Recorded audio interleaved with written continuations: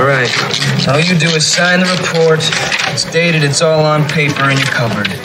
You give it to me, I stick it in my back pocket, forget to turn it in. It's my fault.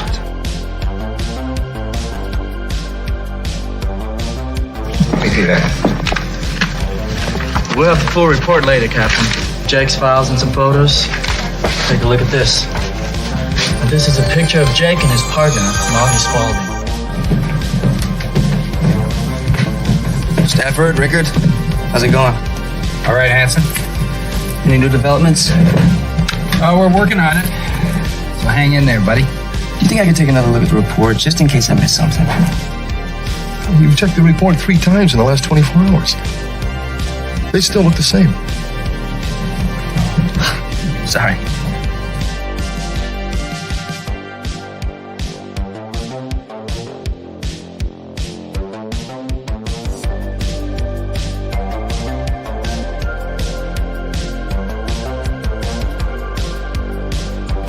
I found this file on Tracy Edwards in Booker's apartment this morning. What were you doing in Booker's apartment this morning? I broke in. Take a peek.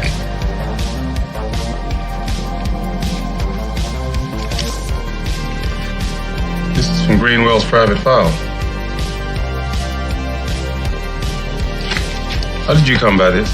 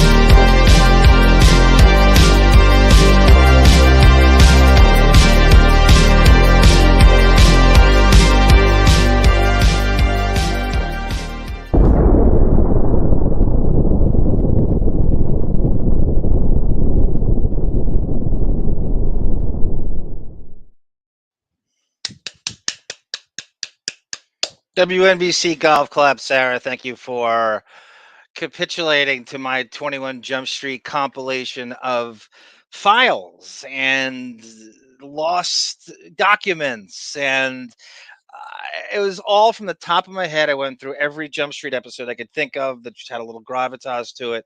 And I put a compilation together of kind of what the series we're going to be doing. Thanks to Andrea Burkhart, the lawyer, probably my favorite lawyer. And she's the antithesis of a grifter who decided to have a master plan of excavating 6,000 pages, I believe it is, of documents not used in the trial, of things they rejected or things, lawyers vetoed. And, when they're afraid, when they don't put it in, it's good because they're essentially afraid of it. Just like every Camille Vasquez objection is, you're afraid of it. You don't want that out. You don't want people hearing it. You're afraid of it. So these are documents that both Team Depp, Team Heard are kind of afraid of, or maybe they just shot it down. A lot of it's redundant. A lot of it is been used in the UK trial, which Depp's team wants to just eradicate all mentions of the UK trial and what happened there. When Sarah and I reenacted the transcripts from the UK, a lot of that is now stories, which is the strangest thing. A lot of these online news sites are picking up old news stuff that we've already transcribed, but we found there's a lot of stuff, and we're going to be culling through this in this series. I got an anxiety headache because I didn't know where to start. They're not really labeled, so you have to go through. And I'm actually considering reenacting these with Sarah and be the only ones that do it. Just literally go from 1 to 6,000. We skip the bullshit that's redundant, but I wouldn't. If you guys are up for it, I'd be up for it. We'd have to. I want to pre-tape it though. I don't want to do it while you're in the chat. It's way too distracting. Hooper, welcome. I have it on. By the way, welcome everyone. WINO Forever the Deppening, episode 73, which is a pretty good workload for under a year, I think. This is going to be a diversion. I want to thank David and Scott Balo for sitting in last week, and they're always the open door policy. G Canada, Fine Chug, Rodney, and Andrew Morgan from Cincinnati are all on deck in the coming weeks. So we can circle back to some Stern stuff to capitulate to the chat, to throw you some Stern Depp red meat. I have tons and tons of audio, but I also, again, I want to thank Bon Jovial, David, and Scott Balo for helping me sit when Sarah's not, because Sarah had a I'm going to call her Sarah Bowie tonight because there were wisdom tooth issues with her, and there's nothing worse than tooth problems. Thankfully, one Dr. Bob Ostrowski of Castle Shannon, Pennsylvania, helped her in this mess under house arrest. She went to Castle Shannon. She had to be under house arrest with an ankle bracelet with him, and all seems to be good now. I don't know if she's gotten her taste back. Hooper, welcome. Will there be any special guest hosts? I just went into that, Hooper. So that's going to be next week. We're going to get back to that format next week. And anyone, this goes for anyone. Sue Monster, welcome. Hopefully you stick around. By the way, I have been creative. I want to apologize to everybody for rescheduling. I had basically an online attempt at credit card theft. So I got these alerts from the bank, and there's a purchase trying to be made in California, and I had to do all that tedious bank stuff, canceling it out, and very, very scary shit. I'm going to somehow tie it into Sarah's tooth, though. There's got to be some tie-in to Sarah's teeth. But there is, I believe, Crazy Robin is back in business, and hopefully she makes an appearance. I saw it, and I was not able to write her back when I saw it, so I will certainly write her back. We're going to get our newbie and the Holly Crazy Robinson Pete should make an appearance tonight. I don't know for a fact. I'm just assuming. A. Smith, Sarah, I believe, is feeling better. She'll be along too. Sarah, it is 7:30 Eastern Standard Time. Sarah should be along within 10 minutes. Sue Monster takes no prisoners, everyone. Is everyone okay? I've called all the hospitals. You weren't. God. Sarah's got a huge that Liz Cheney January 6 hearings fan base she has only grows. God, there was I want to thank our friend Boff, who says that he thinks he can track down the lost Pearl Jam footage that everyone's looking for. I forget the title of it. Sarah and Bon Jovial, I believe, we're talking about it. We're all good, CB. Post arms should rest his voice for that. So yeah, that opening was a 21 Jump Street compilation of all the. I didn't realize on that show. I did whenever I dwell on every scene and in my memory bank, there's so much going through. And every cop show does this, but especially on an undercover show with the sleuthing around, and you're constantly looking through files and giving Captain Fuller a dossier or a folder. And I thought it was just a good, it's just a good little symbolism of what we're going to be going through all these lost, unsealed documents. So I have a ton of videos too. It's not only we do that.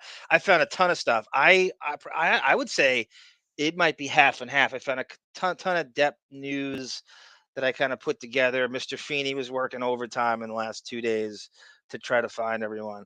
Hooper, A. Smith, Pell, like I said, CB, Sue Monster, Jones Rooney, welcome. Who am I? Samuel Beckett over here. I do that, yeah. As you can imagine, I do that on my own time. Oh, I got a text from Scott Balow today, and he mentioned some guy. I guess he's a comedian, and we were telling him he'll be back next week, and he was asking me what was going on tonight. And he mentioned some guy, and of course, named Chad Zumach, and I just couldn't write. Of course, I had to write back. I'm so fucking predictable. Who am I, Chad Zumach over here? And I'm not entirely sure I know who that is. There he is. There's Balow. Watch that wide load, Balow. Scott Balow, as you know, is he told us he looks like he says Rick Moranis and Ralph Macchio. So his new nickname is, and I don't expect him to change it, but as Honey, I Shrunk the Karate Kid. So if you could put Ralph Macchio together with Rick Moranis. Good evening, G Canada. Thank you for here's his first pro Amber Heard hashtag. Vindicate Amber. My favorite one, and they're all good. They're all my babies, G Canada, is UK got it right. That one really makes me laugh. Um, Again, I think you should go online and just troll all the Deptford wives and get them to hate your guts. By the way, G Canada, and this I don't want to get off on. People hate what I talk about. Not some people don't. So I saw this thing fly into my Twitter feed or something, Facebook feed. I don't know what. So it was individual stolen base leaders for the National League. This is the National League. And I've had some decent observations. This is I'm not looking at it. I'm going off the top of my head. And I found it strange, and I don't know what the dimensions are. The Montreal Expos and the St. Louis Cardinals constituted 80% of the list of individual stolen base leaders in a National League season in Major League Baseball history. And the other thing I found crazy, and this is what I hate about contemporary Major League Baseball, only one dude, Jose Reyes, as I'm sure Hooper loves this, is the only National League individual stolen base leader in this list of all time in single season. And that's post the year 2000. And I find that very disturbing and depressing because at the height of any baseball seamhead fandom I ever had, my two favorite things are stolen bases and strikeouts, and the stolen base is dead, and that repels me, that drives me away from the sport. I cannot stand at the stolen base. And you see this old list, and like I said, it constituted nothing but Montreal Expos and St. Louis Cardinals. Let's see if I can name them. Tim Raines, Marquise Grissom, Ron LaFleur, Rodney Scott, and that's just Montreal. And I forgot Delino DeShields is somewhere in there. I think he just comes in at the end. And then on St. Louis, it was Lou Brock, Vince Coleman, Willie McGee. I'm forgetting some. Is Maury Wills a Cardinal? Anyway, 80% of the list it's just the weirdest thing ever. And I know that's actually for the first time, I'm going to use this right. Inside baseball. But there he is. UK Cork got it right. But G Canada, the dimensions of Montreal's was it Olympic Stadium? Was that like the most in the National League? Was it like the highest center field fence?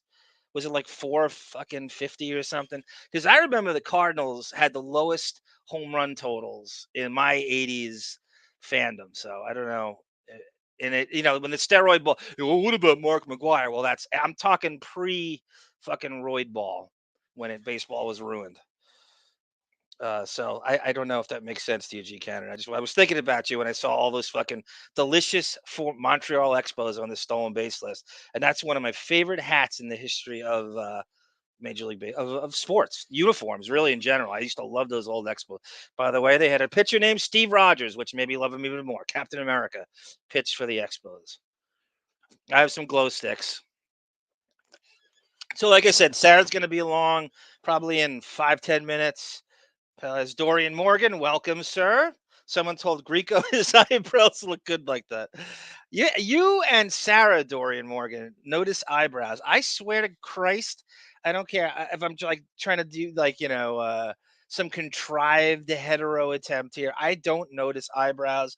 I never have. I never will. They all look the same to me, much like white people. Hello, Sarah and Arm, Canada. White people at a Celtics game. I've got her in line a little more. Johnny's limp noodle. Yeah, Sarah's obsessed, G Canada, with all the fucking deviant, sex-oriented stores. So there's a Amber Heard, Elon Musk, sex party, kind of eyes wide shut thing, which we've already assumed. I mean, it's news and it's not news because I mean, I knew about this. I mean, we surmised this in a lot of the old UK transcripts we were going through. And it's news to some people, not really to me, but we have a lot of detail now. And Sarah is she's got it bookmarked, and this is her fucking bailiwick. The Depp's limp noodle, Depp's Depp's impotence, and Gilbert grapes, and the Elon Amber sex parties. She's obsessed with it. As Pel LG Kenner, you heard all the issues. You need to bang, leave the old man alone. Welcome, David. The documents they're afraid of equals the scripts to Pirate 6. Yeah, it's funny, you know. Oh, thank you, Philly29, for Arm's new ice machine. I am I don't know. There's a lot of ice. I think about ice probably every 5 minutes. Some capacity, I think about ice, and I think there's got to be a balance between the portable ice machine and the trays you fill up and put in the freezer. I think that's the perfect combination. But Philly29, thank you so much, sir. That is crazy generous of you. No, thank you for putting up with us. Says Scott Baylor. Johnny is as firm as an overcooked bowl of spaghetti, says G Canada. He's on a roll. They're going crazy for him in the chat. Jesus, Johnny. Where is he? Okay. Johnny's as firm as an overcooked bowl of spaghetti at Ray Liotta's house, for Christ's sake. She's no longer horse. I know the horse tooth Beth. Oh, look at this, Pal. We's right. Where are we on the? Let's Pal with a great joke here. She's no longer a horse tooth Beth.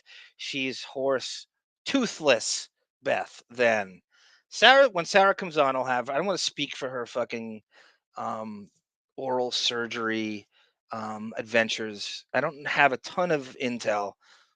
There she is. I wish it were just wisdom teeth. Typical man.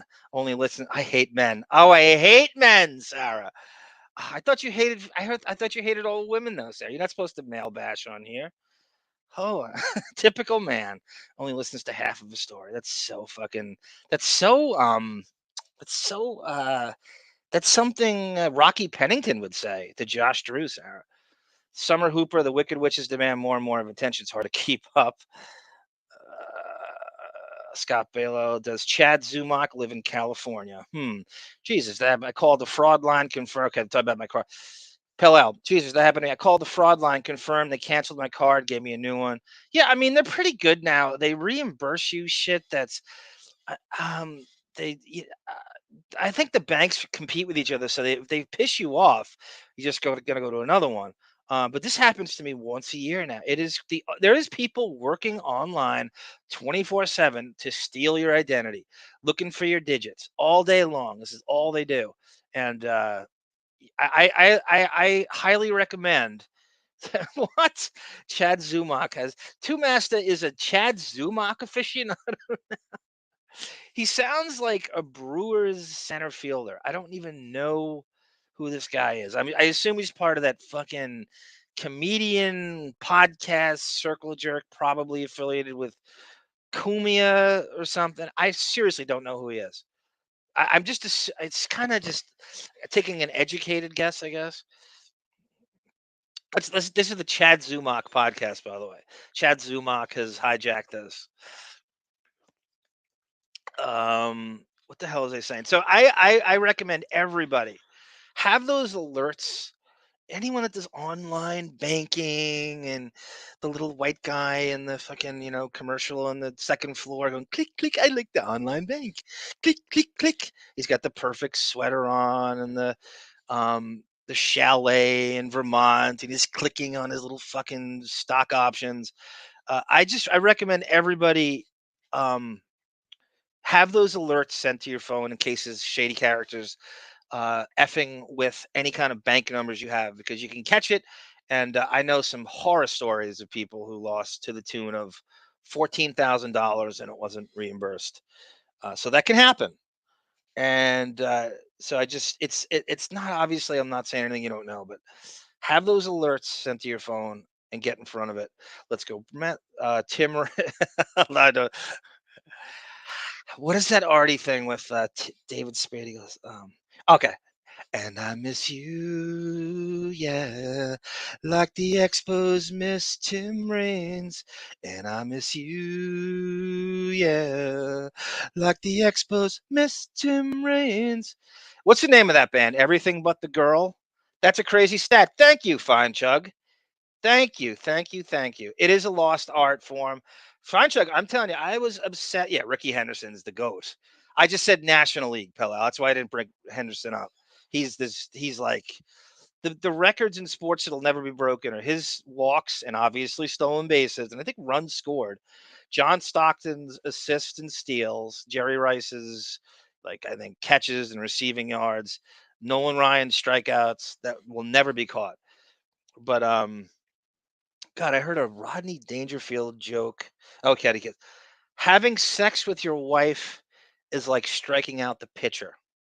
And so the National League, uh, what always annoyed me about the National League pitchers is they're guaranteed 3 strikeouts a game at least because you're facing the pitcher, and like 80% of the time the dude's going to strike out if he doesn't bunt. So it's like a padded. I hate National League rules. I absolutely hate because did you know the National League is the only league, and I'm talking about minor leagues, college, high school, where the pitcher hits.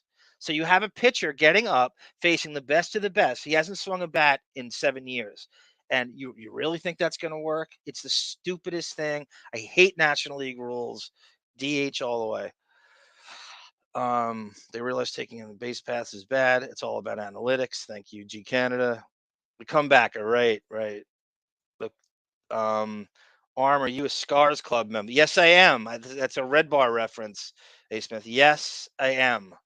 And I'm behind on my Red Bar. It's tough. It's a 6-7 hour show, and he's once a week, and I'm very behind on that. G Canada. I think Sarah's coming along soon. Ricky Henderson's crazy. Tim Raines was better. Tim Raines, I don't know. I think Henderson was better overall. That's a good one, but Henderson's a better base stealer, and probably just his on base percentage is insane. He had one season where he had like 220 walks or something. David, look at David. Hooper wants to know if Pee Wee Reese was a good base stealer. I think you're the only one who saw him. I was there at Montreal. Okay. I was there as a kid. I got an Expos hat when my dad took me to 30 years, gave it to him on Father's Day. Didn't remember it at all. Oh, I'm sorry. That's I don't we don't know enough about your relationship with your dad, G Canada. Love a good set of female eyebrows. I don't notice him, Hooper. I'm telling you, I don't give a shit. It's just one of those. I don't know how. Do you have to be? Some dudes do, and most broads do. I don't give a shit. I've never once noticed an eyebrow. Not even Adam Carolla's. The only thing I know about eyebrows is you shouldn't have a long one. Brendan says, "Welcome, Brendan." Andy Rooney's are the only eyebrows. You ever notice Sandy Rooney's eyebrows? Hooper's like, my dad. What are you talking about? I was pissed. Kept the stupid hat for 30 years and you remember going to the game. Oh, God. That's ridiculous. That's a very, very beautiful gesture. Every son should get their dad an Expos hat. I don't care where they're from, Canadian or not. David was the bat boy for the Boston Bean. Is that some old Negro League team, A. Smith? It's yum yum fun. It's cool and clean in the name of the Snoopy snow cone machine. You put an ice cube in, get a snow. Oh my God, that old commercial. Do they have those anymore? Oh my God, that snow cone machine. Every kid wanted that. That was the thing nobody had. You saw the commercial for it like 40 times during cartoons, and nobody had the thing. I don't know any kid who had that. Not even the most spoiled brat, only child amongst us, amongst your friends. I do. God. Oh, David. I wish I could stay full of shit. If you're going to an audition, good luck, David. They are lucky to have you. Their loss if you don't get the gig. If I'm just assuming that's what you're doing, unless you're going to fucking some Vanderpump Rules reunion. Arm bought a new ice machine called the credit card. Says it wasn't him. That old gag. That's so me, Hooper. That's such a scam I would do. Call the credit. I mean, I might use that, Hooper. I might use that. G Canada. I've never done any banking on a computer. and never put any cards into on the internet. Dorian, yes, Dorian, he's such a hack. He couldn't get to. Kylo Sierra Alpha, welcome, welcome, welcome, welcome, sir. This is the only reason I don't have a crush. Yeah, it's a valid concern, Balo, because it's something. But the security guardrails, as they say, are pretty good now, and you just have to just make sure you have those alerts on your card because they're pretty. They will capitulate. They're pretty. They're much more sympathetic or empathetic because the broad I had on the phone was phenomenally great people skills and phone skills and empathetic. Had it happen to her and she related, and chances are you're going to get someone who has had it happen to them and they will work with you. David, you kicked off the computer. Bob Levy can't get a show on Compound either. Gunga Din, welcome. Sarah, hope you're feeling better. A lot of support in there, Sarah. I don't know where she is. Emmett Smith's rushing yards is a great one, A. Smith. Yes, that's absolutely true. Emmett Smith's rushing yards will not be touched. I will absolutely throw that in as well. Okay, so I have a bunch of videos. There's a lot of weird. Oh, there's Gina Bobina. I was thinking about Gina today because I saw something that. Oh, it was. Oh, okay. I found a friggin' Vanessa parody airport video wanted to coincide with something I found, and it mentioned that song that Gina said she's going to sing for us someday. It's a Vanessa parody song, and they're going through. And I have an observation about that video too, which lines up with a very controversial time in Depp's life. Bob Levy isn't very funny, from what I've seen. I love Colin Quinn's line about Bob Levy. He goes, Bob Levy looks like a Shoreham Wading River volunteer fireman. It's a little Long Island rep for Hooper. Shoreham. Why he chose Colin Quinn's one of these dudes from like Brooklyn who has like a million like Long Island relatives, so he knows all the fucking towns and every. I'm an absolute ridiculous sucker for a Long Island reference. Two Master, I couldn't agree more. Small ball arm, bring back the art of pitching, bunting. LOL. Well, the strikeouts are insane now. Two Master, you can't like I don't watch full, but you see a scroll on the bottom and it says, you know, Diamondbacks, Padres, and both pitchers have 15 strikeouts. You're like, remember when that was really difficult to have double digit? Bob Costas said that 75% or 80% of Major League Baseball has Nolan Ryan's strikeout ratio right now. That's ridiculous. No seamhead can defend this bullshit. That there's some weird amplification of the velocity now as everybody's throwing 100. I just can't dig it. I just don't dig it. And it's not some bitter old man talking. I just don't know why it's and the NBA's got its problems too. Way too many 55-point games, too many threes. I agree. And you're allowed to be a bitter old man. Bob Levy is a firehouse hack. There's Gina again. Where is Sarah? They stick eyebrows, Gina. Too bushy, too thin. Universal DH sucks. No, Dorian, I can't deal with watching pitchers hit. I'm done with it. It's an automatic 4 strikeouts a game. Can't deal with it. Can't deal with a dude who hasn't swung a bat since middle school, getting up against someone throwing 102. Won't stand for it. Hate it. They'll never convince me. The National League is the only level that has pitchers hit. It's the stupidest thing in the world. My mom always told me never touch my eyebrows. Yes, Gina, we love Gina's mom. Something tells me Gina and her mom have a great relationship. Great sage advice from Mrs. Bobina. Unibrows the only Kylo Sierra outfit that needs to be fixed, and lots of Latinos have Sharpie brows for some reason. Yeah, Lauren Marie, welcome. There's a lot of Lauren Marie content in this one. There's something from Christina Ricci. There's something from Winona Ryder. There's something from, it's a very Lauren Marie kind of first segments, I guess, with kind of news videos with Mr. Feeney working OT. Wow, I can't believe you remember that. I had one. Hey, Gina. Chris Carpenter had a Snoopy. Oh, that Chris Carpenter, Brendan, is the Craig Kilborn of Sable High School. Would you not agree with that? It was a pain in the ass to crank at the ice. Oh God, you had one, Balo. Balo's the guy who has all the video game systems like the month they come out. That's how he got into such the Funko-land state of mind. They are the Braves now, says Arm. Just curse Dovey and break a leg. I have a Snoopy machine. Arm is Gina Gertron. Did you? Oh, you're so cute, Gina Gershon. I don't know if you're trying to pun Gina Gershon's name and her bound with Jennifer Tilly, which is Gina Bobina's favorite film, which I believe Hooper has on Blu-ray. Bound with Gina Gershon and Jennifer Tilly. Put a picture on the Gunk Hoops. Braves killing the Mets 6-0 in the second inning. Hey Gina, when I saw you comment on Shuli, disliked your comment. I love the never-ending trolling of Shuli. Smitty say when I was a kid. Love my skull. I tried watching a few of the Shuli show. I can't believe what Stutter and John is using for comedy now. All right, so I'm going to get into this. I don't know where Sarah is. So I'm going to start. I have a couple of videos I found with Depp news. We're going to stray away from the Stern stuff today because there's no David or Balo, and there's so much weird Depp stuff to get to. What are we? A half hour I've been rambling. Wow, Ichiro. That's a good one.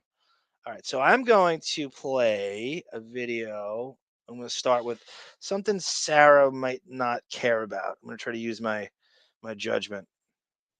Okay, this is... Okay, I'm going to start with Aquaman.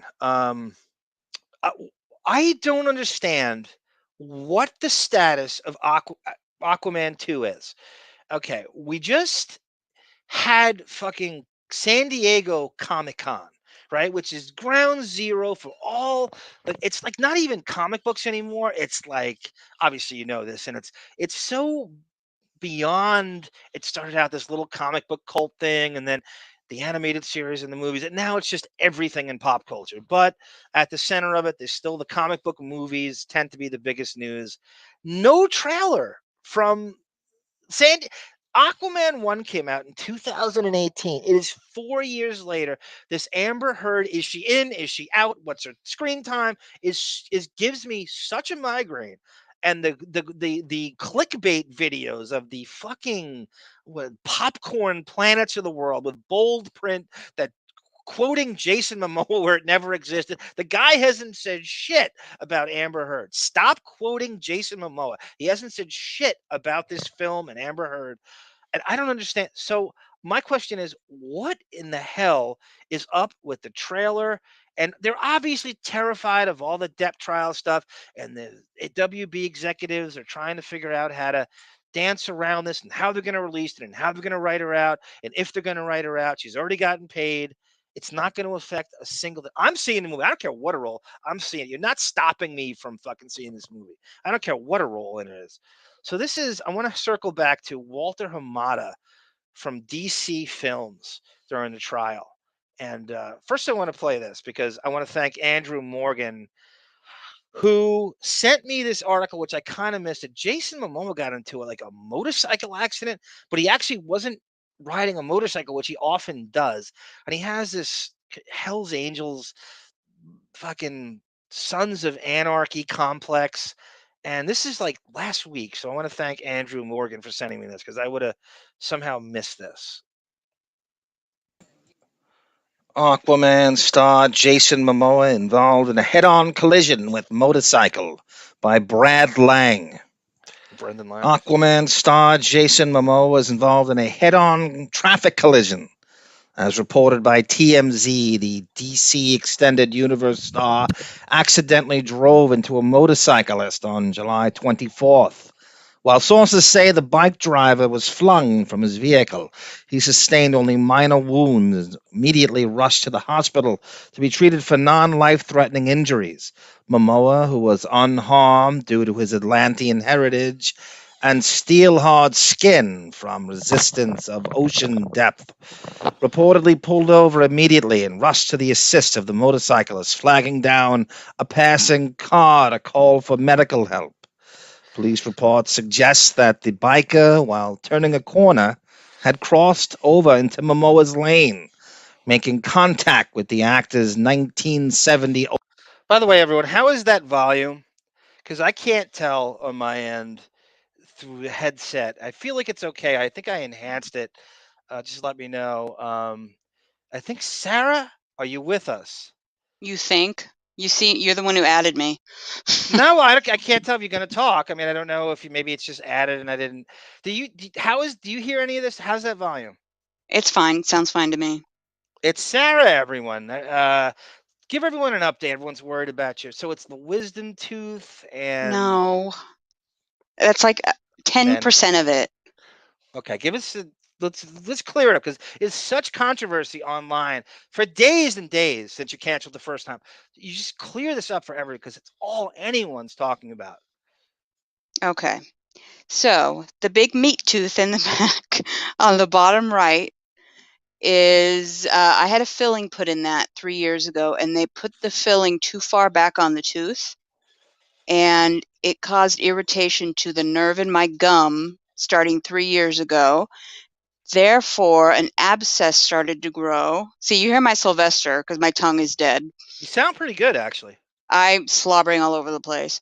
But so anyway, an abscess started to grow 3 years ago, and it bothered me for a bit. Then it went away. I thought maybe you just ate something, too hard or whatever. Then it roared back with a vengeance last weekend.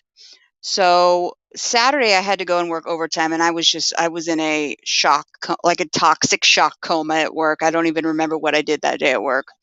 So didn't eat for 4 days. I got an emergency dental appointment Monday night.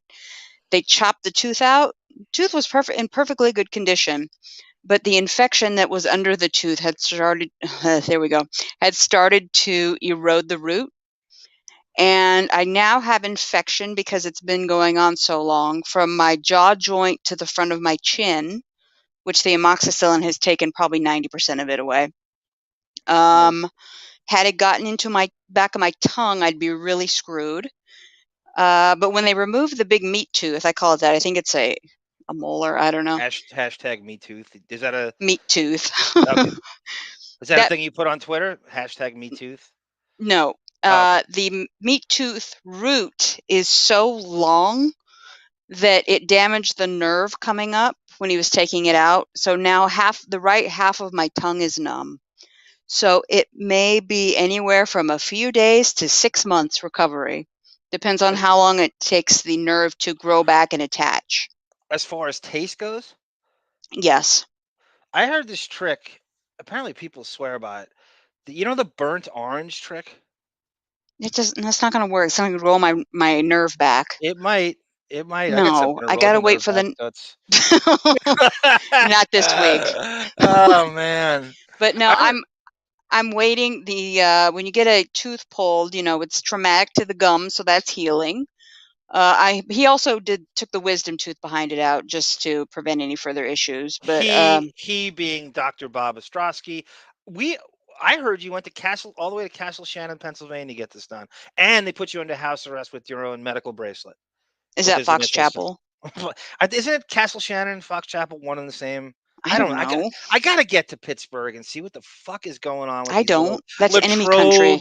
Pennsylvania, Latrobe, and inside of Pittsburgh, and how close it is to West Virginia, and Castle Shannon, and fucking. As a Browns fan, I ignite when I go over that Pennsylvania border, so I cannot ever step foot in that state. Oh yeah, right. That is enemy country. Yep. Speaking of which, I have some good for Andy Morgan from Cincinnati. I have Depp on 21 Jump Street. It's just hit me when he comes on for the first time. We'll do like a little intro like you do for everybody else, and it's Depp in season 4, episode 2 with Rob Esses, where he's making a bet. He's making an NFL bet, and he goes, "I got it, man. Cincinnati -3.5. I got it." So that'll be in the compilation, and then there is a Depp makes a Johnny Bench reference in the thing that we showed, and that, by the way, the compilation was great. Thank you so much for indulging me with all the Jump Street guys, and I think everybody made it into that, right? They were all in there. Depp, Grieco, DeLuise, Holly Robinson, Yeah, I think Justin so. Gwen, Stephen Williams. I don't know if Blowfish made it in, but Jesus, Sarah, I know it's long, but I really, really enjoyed that. Okay. Do Whatever. new. Sue Monster on. No, you're not late, Sue Monster. Sue Monster time. So, how are you compared to like 3 days ago? I don't know how you're talking. I don't know why you even. I can't believe you didn't have me bring in the panel. Well, I have to. They'll be on Thursday, no problem. I'll be happy to take Thursday off, or I'll just check in for a few minutes. But if we go back 3 days, that would be what, Tuesday? Tuesday, I woke up. That was the morning after. I was so starved for food, but I couldn't eat because I was a mess. I think I was in like some daze, and I never should have driven that morning. But I went to the store to buy like yogurt and some eggs maybe, and I ended up spending $150 because everything I saw, I threw in the cart. I just had my first new therapist appointment, and he made an analogy like 10 minutes in. He goes, "It's like really cool, really sharp dude. I'm glad I really think I found a winner here for the first Good. time." Yeah, I like this guy. He goes, it's like shopping on an empty stomach. And I don't even know what the comparison That's was. me But he every goes, time. yeah, it's like you spend when you don't go shopping on an empty stomach. And I can't believe you Yeah, said that. I know. Yeah, I was a mess Tuesday. I stayed home from work. I went to work Wednesday. They didn't know why I went to work. And then I've been at work ever since. I told everybody you're obsessed with the deviant stories that have been popping up and the eyes wide shut bullshit with with Teflon and Amber and uh you know what are the it's Cialis and what else is in it? Valtrex. Valtrex, which okay. I didn't Yeah. even know there is an erection commercial every 5 seconds on TV, and it's so funny the way they veil it in weird shit. People are skipping around a park with kites and having a picnic, and it's about an erection. It's about a it's Yeah. about a fucking boner. They won't ever like acknowledge like what I love those ambiguous boner commercials. Mhm. Valtrex. Um, I hate to cut you off. There is a phone call. I'm going to duck out for a second. We're Oh, waiting on a dare medical you? test. I know my mother's calling. We're waiting on a medical test for my dad, so I'll be right back. Okay. Okay, guys. So I'm gonna play the rest of this Jason Momoa, and I want to thank Andrew Morgan again for finding. So apparently, and again, guys, these actors have like athletes do. I knew friends who played Division I college sports who had clauses that their scholarship would be dropped if they played. Like if it was a baseball player, they weren't allowed to play basketball. If it was a basketball player, they weren't allowed to play football or go skiing. Blah blah blah. And I think Momoa is going to have this put into it. He just tries to be this like extreme sports dude, and I don't know. I'm sure Warner Brothers is telling him. So this is like I think every major star has this clause where they can veto his salary if he gets fucking severely injured or killed for Christ's sake. Oldsmobile. While neither party has publicly addressed the incident, footage of the accident's aftermath surfaced online, captured by a passing cyclist.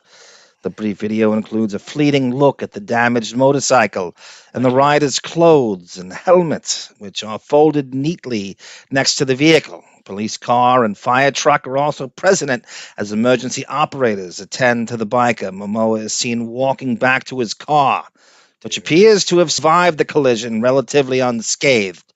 Momoa is widely recognized for playing the title role of Arthur Curry, a.k.a. Aquaman, in the DC Extended Universe, having featured projects such as Batman v Superman, Dawn of Justice, Zack Snyder's Justice League, and Peacemaker. Yeah, if anybody follows the DC films and that fucking just shit show of a convoluted universe that they've butchered time in and time again, Aquaman's one of the few successful things, and Momoa actually has a pretty decent cameo appearance at the end of the Peacemaker live action series, which is on HBO Max, and Peacemaker is kind of like a knockoff kind of. I don't even know how you would. It's like a flawed Captain America, and it's all derivative. It's kind of like this character Vigilante who's been around as the second lead on the show, and it's kind of like a Suicide Squad-esque, made by James Gunn, by the way, who's the executive. Very leaning on heavy metal, as you could, like Gunn's stamp is all over this thing, and Aquaman Momoa has a great cameo at the end of this. I think it's 10. It's either 10 or 13 episodes. I can't remember which. It's good. It's edgy. It's one of the better things DC has done, and it's on HBO Max. The actor's portrayal of King of Atlantis was so popular that he received a dedicated solo movie simply titled Aquaman, which proved to be a success amongst fans and critics alike. Momoa's performance as a titular superhero earned the actor plenty of praise, as audience also highlighted the movie's fun world and unique set pieces. Momoa is set to once again wield Arthur Curry's powerful trident in the upcoming film Aquaman and the Lost Kingdom. While little is currently known about the film's story, various images and stills have confirmed that Momoa will be joined by some familiar faces. Patrick Wilson is set to reprise his role as the evil ocean master, while Yahya Abdul-Mateen II is expected to play a larger part in the narrative as Black Manta. Amber Heard will also... I think it's pronounced Yaya. I was refereeing a game once. It was like a high school summer league, and there was a player on the team, and I went back and I saw the thing in the book, and I'm like, what the fuck? And the coach is going, Yaya, Yaya, Yaya, Yaya, Yaya, get back, Yaya, Yaya, Yaya. Play him to his right, cut off his left. And I saw the spelling, so I guess it's pronounced, yeah, it is. It's Yahya Abdul-Mateen, and he plays Black Manta. He's in a ton of stuff now. This guy is, and by the way, he's the second. Don't confuse him with Yahya Abdul-Mateen, the first. Turned his Mira role, which she claims was largely minimized by Warner Brothers following her lengthy legal battle with her ex-husband Johnny Depp. Okay, so they're talking about Aquaman. They're dancing around what the status of it is. So during the trial, and this is like a law. Sarah, you with us? Yes, I am. Oh, I didn't even notice that tooth thing is that's so funny in your Ugh, avatar. it makes Tooth me hurt. Anatomy. Looking it, it does. It actually creeps me out looking at it. Don't look at it. No, I think we all have had. There's nothing worse than that very thing you're describing, and you don't want to overreact to it. You don't want to run to the dentist, to Dr. Ostrowski that quick, because he'll bill you 6 times, and then the red flag will go up. Well, my appointment was free because it wasn't my fault, so it doesn't mean it's not free. He'll bill you 6 times, and it's on Medicare. I'm not getting anything. I'm not getting billed.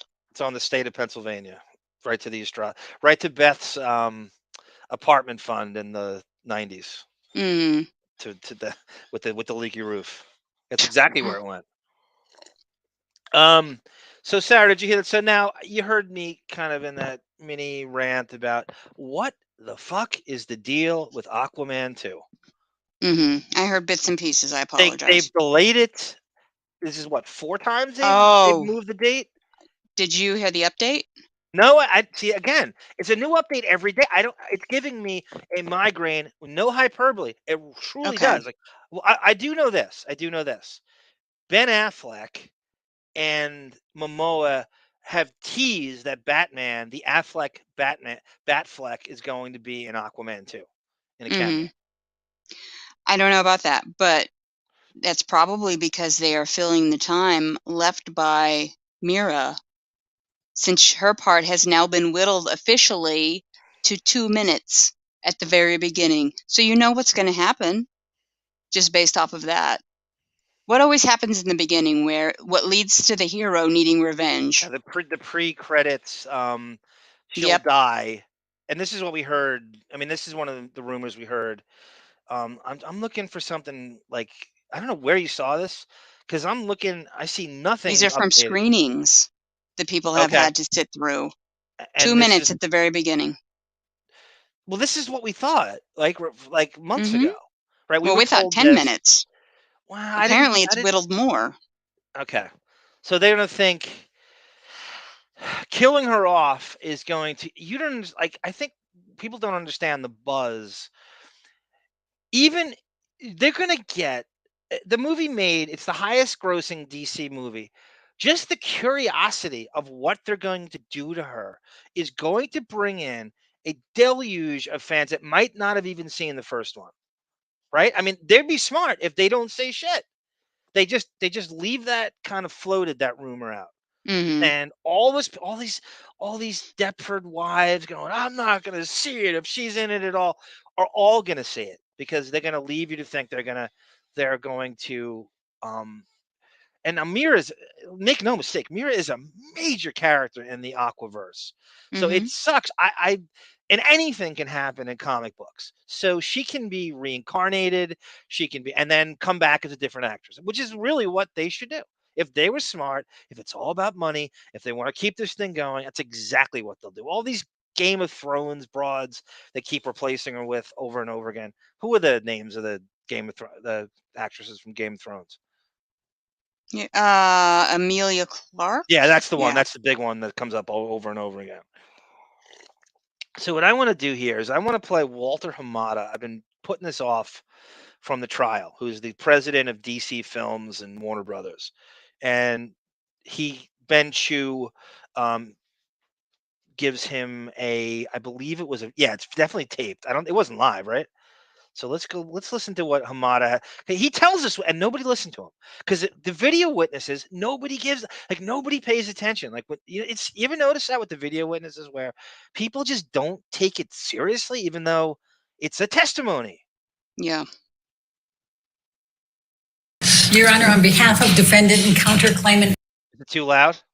I don't think so, but Amber Heard, we rest. All right, thank you. All right, rebuttal evidence? Yes, Your Honor, Mr. Thank you, Fine Chug. He confirms Pittsburgh is in fact weird. You don't know where the city starts in these weird subsidiary suburban communities. Thank you, Fine Chug. As someone who's been a Steeler fan my whole life, I've always wondered, and I've always saw Latrobe, Pennsylvania on the Rolling Rock bottom, as Artie Lang says. Don't go to a stand-up club because do you really want to pay for an $18 Rolling Rock? Depp calls Walter Hamada of Warner Brothers. All right, Mr. Hamada.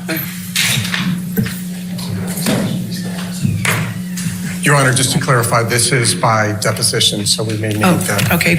Great wrestling reference, Pellel. He compared Captain Fuller, aka Stephen Williams, to the wrestler Stephen Dr. Death Williams, who I knew only from wrestling magazines from a long time in the Mid-South division. And I never got to see the guy wrestle until way later. And then now what's great about YouTube is all those wrestling cards you never got to watch from the magazines are now on YouTube. Those federations that were not available to you in the Northeast. Mid-South Wrestling was the big one. It had all these great wrestlers that kind of came on later on. And you see them in the NWA and WWF. And you get to see them in their Mid-South form, which I always wanted to do. Mhm. Okay. I apologize, I should have provided notice. That's all right. Thank you, Your Honor. If we could get the TV up.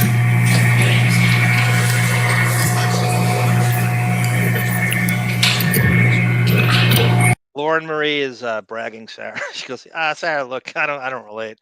I've never had a cavity in my life. I never will. I still have all my wisdom teeth, and they're all perfect, but it sure sounds painful. Good luck, sucker. Yeah, well, thank you. I eat a lot of candy and have my entire life. However, my teeth, I've had 2 cavities. So I will take it. Wisdom teeth thing happens, whatever. This was a freak thing, so. Sometimes I think it's just genetics. Lauren Marie was dealt a great genetic hand, an Elizabeth Olsen genetic hand. By the way, before I forget, can you tell everybody, because what was Depp's relationship to one of the Olsen twins? You know this. This is a Sedan piece. I don't know his relationship with her. He was rumored to be dating her, but it's Mary-Kate, I think. But she was known as being a place where you could go get pills if you needed some. And this relates to Heath actor, right? Heath Ledger died in her apartment. Okay. Which is I always forgot about that. And then so Depp has some weird tie-in with Mary. So is it a drug thing? I don't know. I don't know for sure. You remember that gossip Sedan? I don't where remember the he Sedan, was no. seen leaving her apartment or something. Well, yeah, I don't know why. I don't know. That's so weird. He's so weird.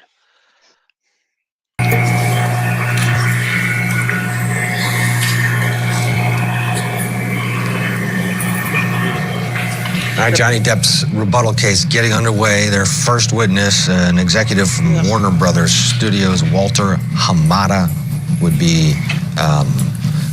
familiar with Amber Heard's contracts at Warner Brothers, including... Should have played Ricada. And Warner Brothers Entertainment, Inc. Yes, I do. In what capacity? My title is President of DC-based film productions for Warner Brothers. What, if anything, you did to prepare to testify for Warner Brothers? You see Ben Chew's delivery, Sarah? Am I wrong on that? Like, he's got that robotic. It's very articulate, but it's like he just let everybody know what your role at Warner Brothers is. When we have to go back, and I think we should do a lot of this transcript. We should reenact the excavated documents. And that's, But he's a robot with a machine gun. yes, well said. He must be protected at all Topics times. 2 through 18. I did not do anything to prepare for this, other than the meeting that I had with the attorneys. Did Warner Brothers have a contract with Amber Heard to perform in Aquaman 2? Yes, there was we had an option agreement for her for Aquaman 2. Do you know what it is? It looks like a standard contract between an actor and the studio. Welcome, Afi and Texaho, I might add. And which actor was involved in this? Which actor was a party to this contract? Amber Heard. It's a contract for Amber Heard for the role of Mara in Aquaman and its sequels. Which studio contracted with Amber Heard? Warner Brothers. When did you come to be the president of DC? At the beginning of 2018. Welcome, Babe Lewis. Mr. Hamada, was Ms. Heard ever released by Warner Brothers from the Aquaman 2 contract, or what you call the option agreement? No. Was she released from her Aquaman 2 contract on or about February 22, 2021? No. So right now he's saying she's never been released of anything. They're going to pay her full salary as they should. And as of 2021, so that's where we stand right now. And it lines up with what Sarah's saying about, and we've heard this. I mean, we've heard that, and that was a rumor that I really stuck to, and it went away and came back, that she was going to be in the first, what'd you say, Sarah, 2 minutes? 2 minutes. 2 minutes, where Mira's probably going to die, and then they're going to take off, and then it's going to be an Aquaman adventure with Ocean Master, a.k.a. Orm, his brother, Patrick Wilson, and some kind of environmental type plot. Black The fish Manta's in market it. will probably birth a squid and die. So that's what I'm hearing. I don't know. Oh, they had the actual specific. That's what I'm hearing. Like a. Was Ms. Heard ever rehired for Aquaman 2 by Warner Brothers? No.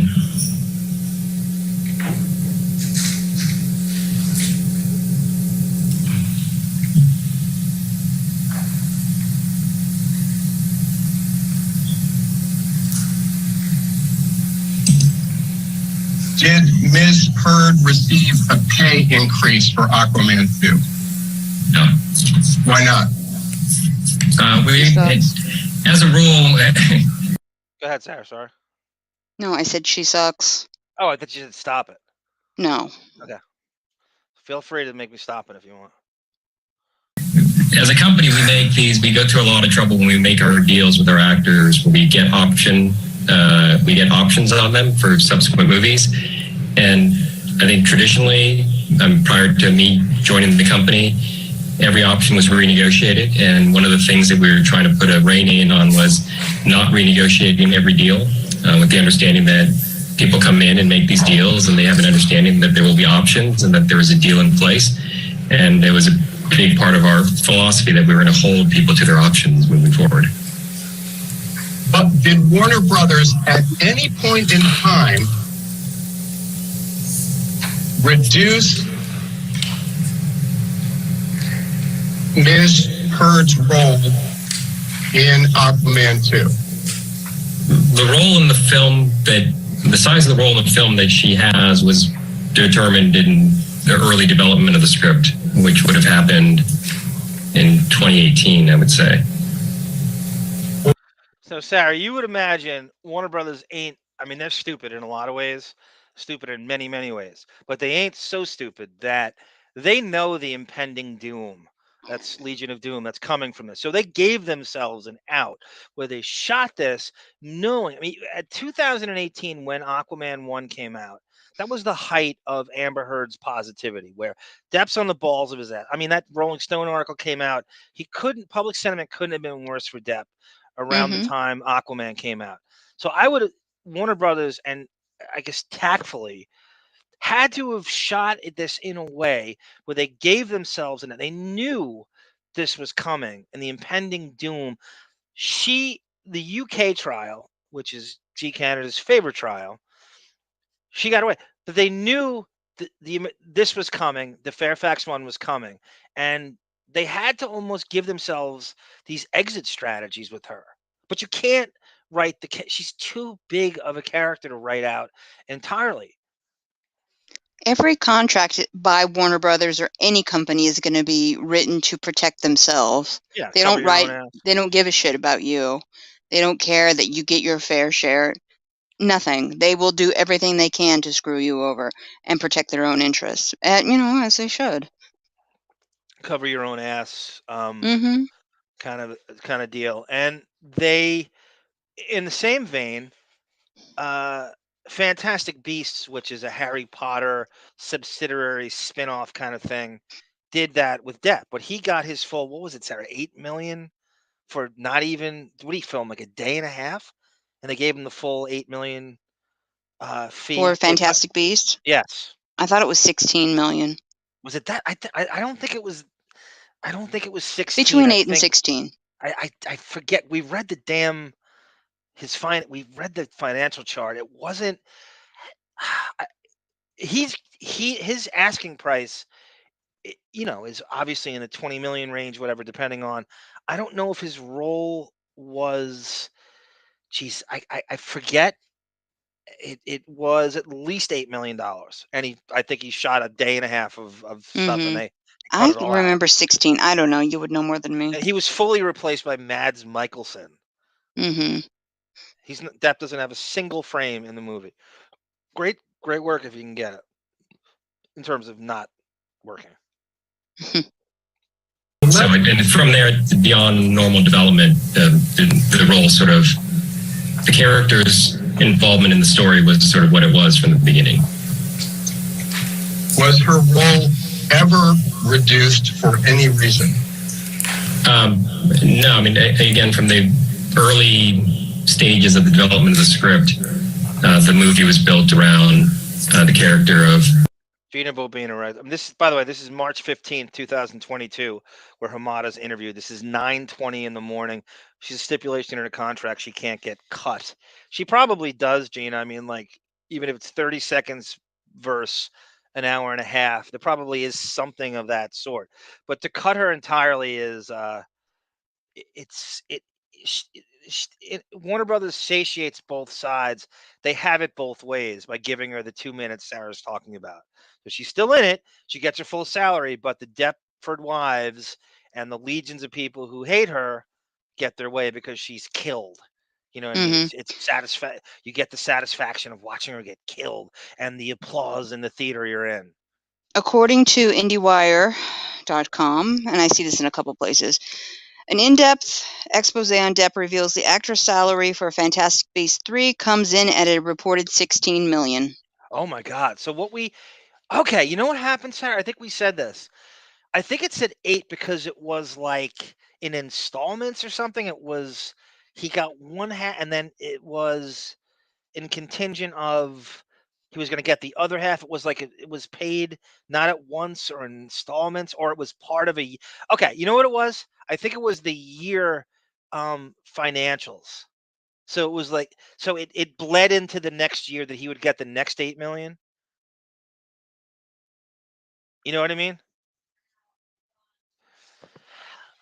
Sarah just blacked out. I don't know what happened. So I think that's what I think because I think Fantastic Beasts came out like at a Christmas release, and then he was going to get the next 8 on that's crazy. He got $16 million for shooting a day and a half, and it didn't even get used. It's crazy. It's very tough to feel sorry for him on any level. I don't care what the sentiment was. And then Pirates 6 was never made. So this whole thing was about him getting canceled and losing. What has he lost in wages? He has an entire European tour booked, regardless of how that trial went. He got his full salary for Fantastic Beasts, and Pirates 6 was never made and shouldn't have been made. He shouldn't want to do Pirates 6. We should have been done. Do the trilogy and get out. He had to do 4 and he had to do 5. 5 is a shit show, and 5 is a lot of controversy around 5, and with the Australia stuff. So it's very tough to feel sorry for him on any level financially. Right, Sarah? Arthur in the character of Orm, Arthur being Jason Momoa and Orm being Patrick Wilson. So they were always the two co-leads of the movie. Did Warner Brothers ever plan to portray Ms. Heard as the co-lead in Aquaman 2? No, the movie was always pitched as a buddy comedy between Jason Momoa and Patrick. Look, I've read all the press. I'm a huge Aqua nerd. I'm a true blue, like lifetime. We all know my lineage with my Atlantean lineage. I have not heard of a buddy pitched as a buddy comedy with Patrick Wilson, who's his fucking half brother who they hate each other. Sarah, have you on any level heard of a buddy comedy, wink wink, and it did have some comedic elements to the first one, but have you ever heard of a buddy comedy element between Momoa and Patrick Wilson for Aquaman 2? Oh, she's not hearing it. I don't know. She flipped. I don't know. She dropped out. I don't know if she heard me. Sweet Amber. So I have not. If anybody in the chat knows of, so is this Hamada covering No, I his have own not. ass? Oh, okay, you did hear it. Okay. Would you get a drink? No, I just lost it. I don't know why. It kicked out. You I think you did it. You drop it out more than Depp at a Miramar High School in 11th grade. Well, it may happen. It may be one of those episodes where it's just a comedy of errors. Oh well. But you heard what I said. So Pat, he's such Yeah, I remember He's so hearing full the of live shit. testimony and think you're just protecting yourself. More full of shit than a Christmas goose. Right? Mm-hmm. Wilson. Was Ms. Heard cast in Aquaman? Yes, she was. Was Ms. Heard cast in Aquaman 2? Yes, she was. Was Ms. Heard paid for her services in Aquaman 1? Yes. Was Ms. Heard paid for her services in Aquaman 2? Yes. Was her compensation for Aquaman 2 affected in any way by anything said by Johnny Depp? No. Was her compensation for Aquaman 2 affected by anything said by Adam Waldman? No. Was her compensation for Aquaman 2 affected by anything said by anybody representing Johnny Depp? No.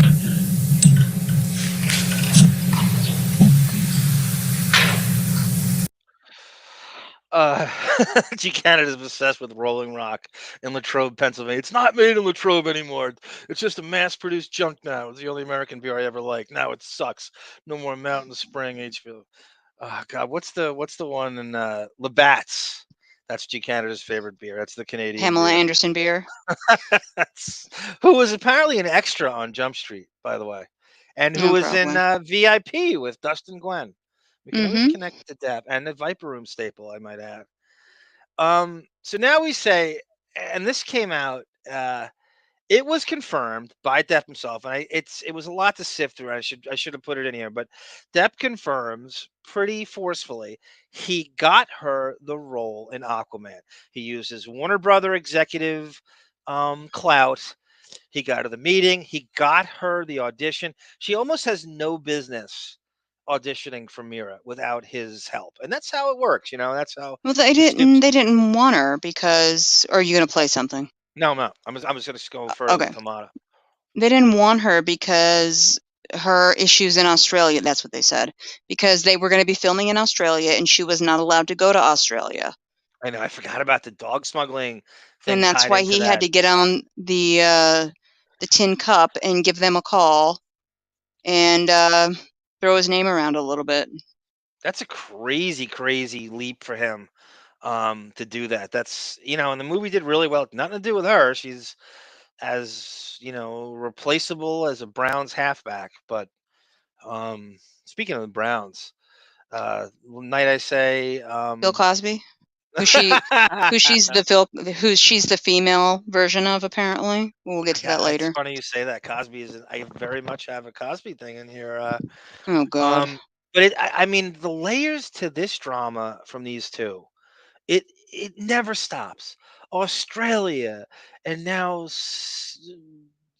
Eyes Wide Shut, sex clubs, and Elon Musk, and lawsuit after it is crazy. It is insane. The layers. It gives me a headache because it just never stops, and it just keeps growing. In fact, there's no end. We can't just do a simple Depp career podcast. We're constantly inundated with the drama. It doesn't stop. It's crazy. I think we're going to have to force it to stop and then just move forward. You just can't avoid. I mean, some of the stuff is you just can't avoid it. I'm not even trying to clickbait and salacious shit, but I mean, I'm here for the entertainment, and boy, are we getting it. Was there any delay in Warner Brothers exercising the option to cast Miss Heard in Aquaman 2? Yes, there was. How long a delay was there? I don't know, probably weeks. What was the cause of the delay? There were conversations about potentially recasting. Who was the producer? Peter Safran. Who was the director? James Wan. Did Warner Brothers believe that those concerns were legitimate? Yeah, I mean, I had no reason not to believe the director and the producer of the movie. And you are testifying today as a representative of Warner, correct? Yes, I am. What, if any, creative concerns did Warner Brothers have about casting Amber Heard as Mira in Aquaman 2? It was the concerns that were brought up at the wrap of the first movie, production of the first movie, which is the issue of chemistry. Did the two have chemistry? I think editorially they were able to make that relationship work in the first movie, but there was a concern that it took a lot. What's your opinion on this, Sarah? Is it more bullshit?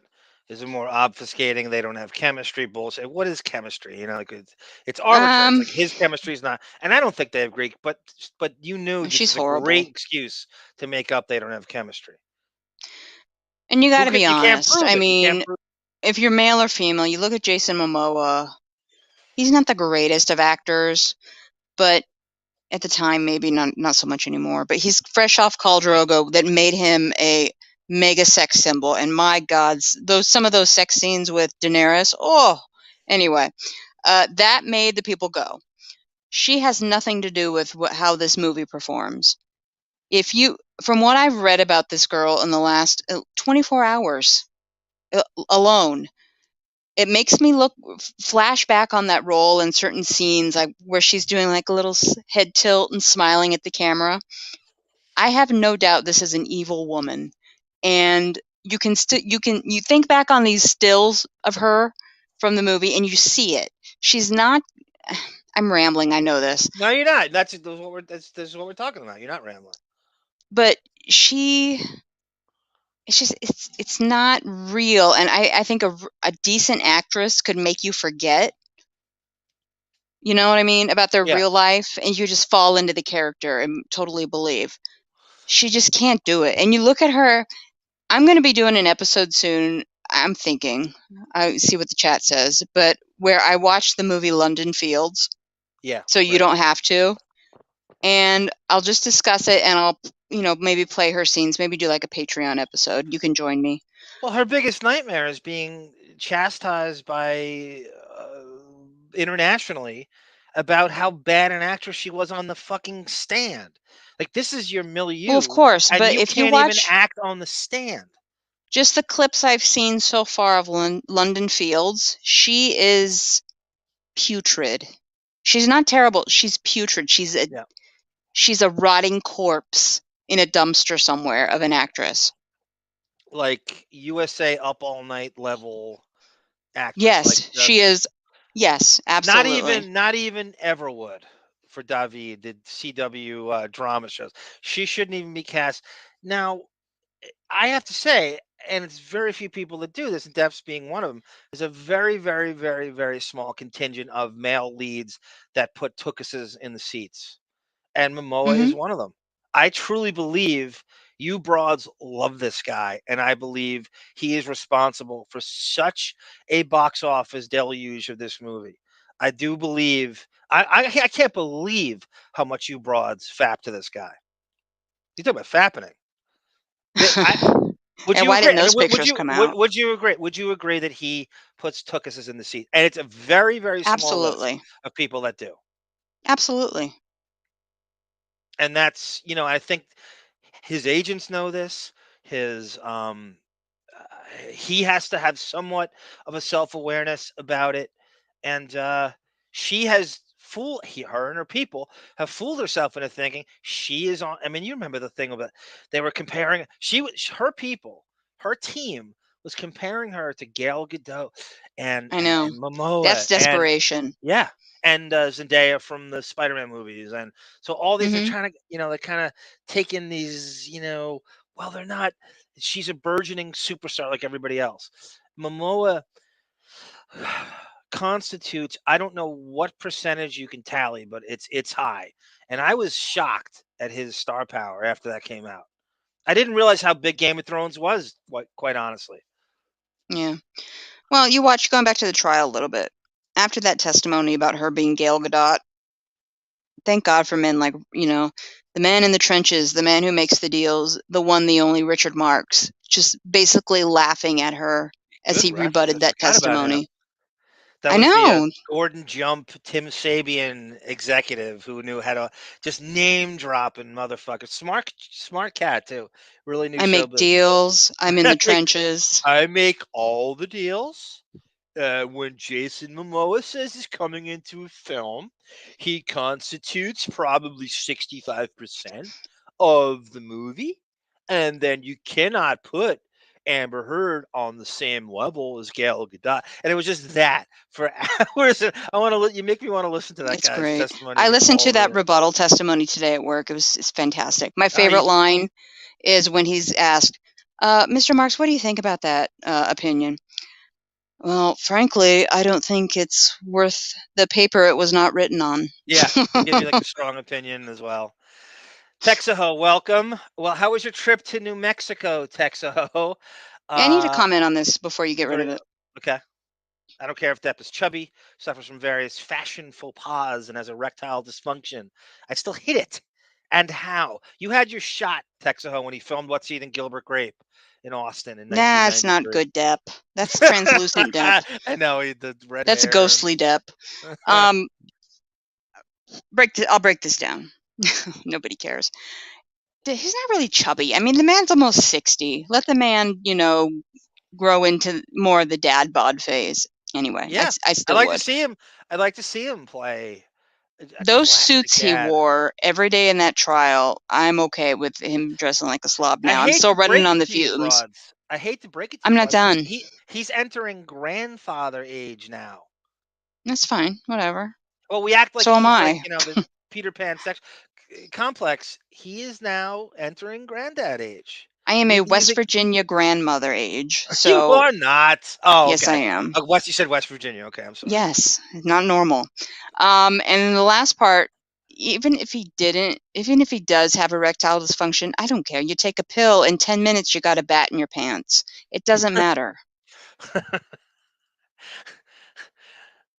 lot of effort to get there, and would we be better off recasting? A. Smith goes away, comes back. He does an Artie Lang, and it comes back to let us know, to let Sarah know, who is just. I'm so sorry for you not being able to eat the things you want to eat and the taste and stuff, but you are getting too thin. He's talking about I gotta tell you, marinating prime rib. This motherfucker. I lost not 10 fair. pounds in the last 6 days. Wow.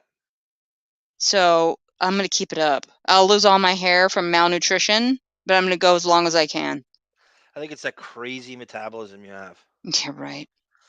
Lauren Marie writes, the trial is so rich with, and Lauren, I say this every day. There's so many lessons to be learned from the trial. Like you could learn stuff from, like, I've learned, like, hiring a lawyer is really about charisma more than it's about ability, and just kind eyes and believability, and hiring. I talked to my new therapist today. It took me 5 minutes to bring up the Depp portal, and I talked about. Oh my God! I did. I'm ridiculous. He must have been like, "What is this guy?" In 5 minutes, I have a lot of work to do. I brought up, like, because he mentioned he's been used in court, the guy. So I immediately brought up Dr. Curry's fee and what she got paid for the Depp trial. It was so I wish I could have recorded this. I listened to her today too. But it's Queen. like that, the whole and just the Hollywood system, right? Has Hollywood ever, the fourth wall of Hollywood, ever been broken more wide open than this? She's sitting there. I'm rewatching it here because I didn't hear everything. No, Lauren, you got to watch it 10 times. There's so many layers to this. I'm shocked Lauren didn't hear everything when you were hosting the show every day during you talked. That was pretty good. I think I have a decent ability to know when nothing was being said, and I was trying to fill in the gap. I didn't want people falling asleep because that was so early for me. I still tell you things that you didn't catch the first time. As do you. You didn't catch everything either, Toots. I'm at work, and sometimes I have to get up from my desk. No excuse. I don't want to hear it. That's That's the first priority. It's the only thing you should think about. I mean, someone who had better, more natural chemistry with Jason Momoa and move forward that way. Did Warner Brothers take any steps affirming? Well said, Pellel. They're smart at business and covering their own ass, but really bad at telling superhero stories. Mm-hmm. So true, Pellel. And what's the rumor with Superman, Pellel? Is he supposed to be in Black Adam, or is that more bullshit? Who's playing him now? Well, I think it's Cavill still. And again, that's always weird. With that sweater chest. Give him such. I've actually grown to like him as Superman's pretty easy to get right. As is Batman's a very easy role to play. He just mumble and brood a lot, and it's not tough. We've seen it done a million times. If you can't get that, you can't act.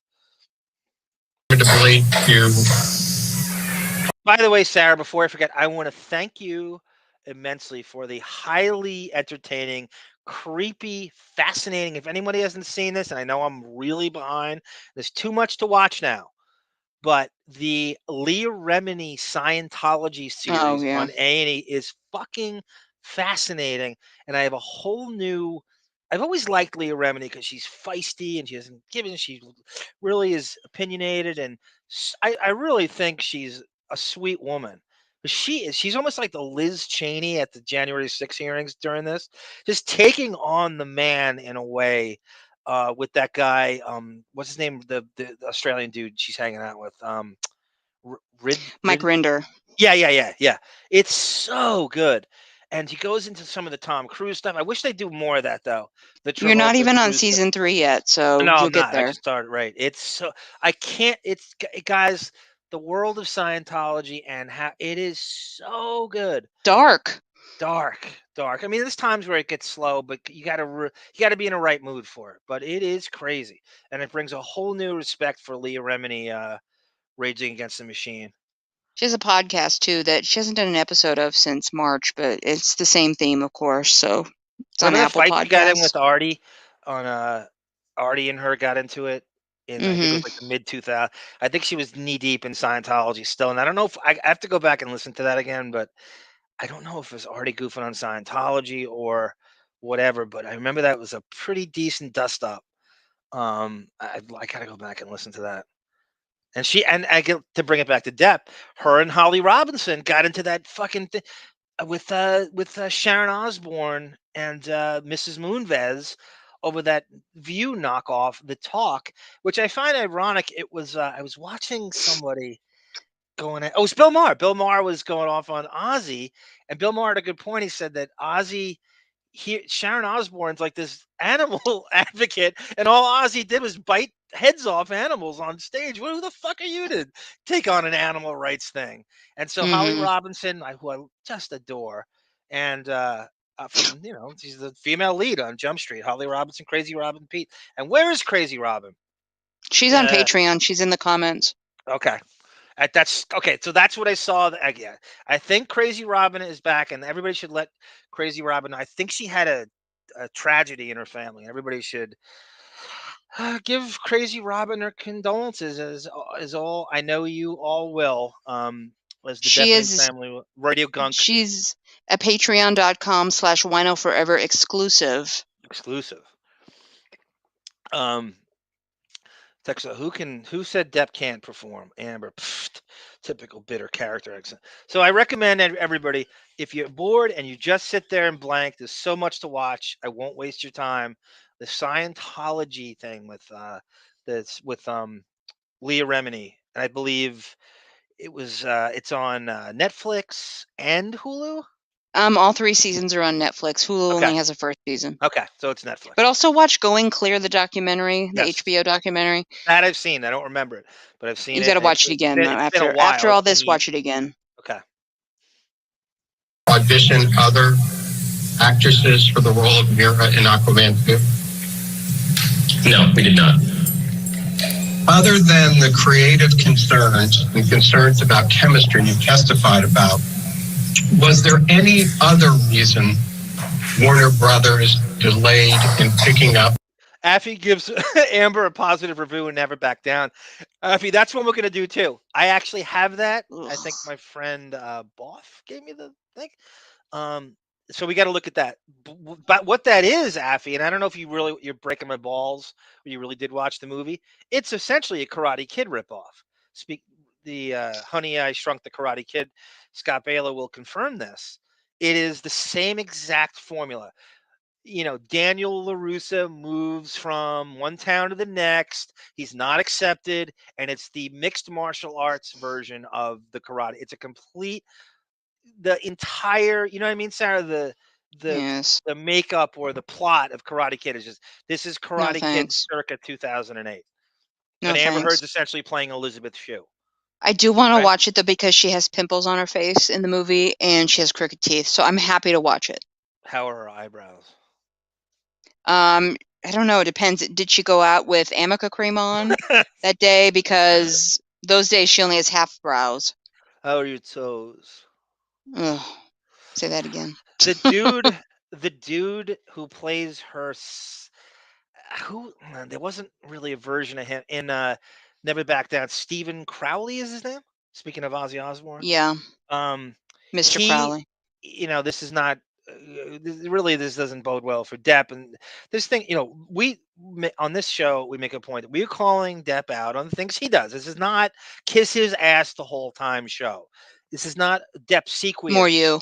No, I call that's what's got. We have to be transparent. I will not give him an artistic past the last 10 years. He has been embarrassing. The scripts he chose, and this is on him. So part of this is this guy, Stephen Crowley, who actually worked with Heard, and he takes her. He's more pro Depp in this, but he kind of calls it like he sees it, and he says Depp was mightily pursuing her during this movie, and that he was very much with Vanessa at the time, and Depp wouldn't take. He kept coming back.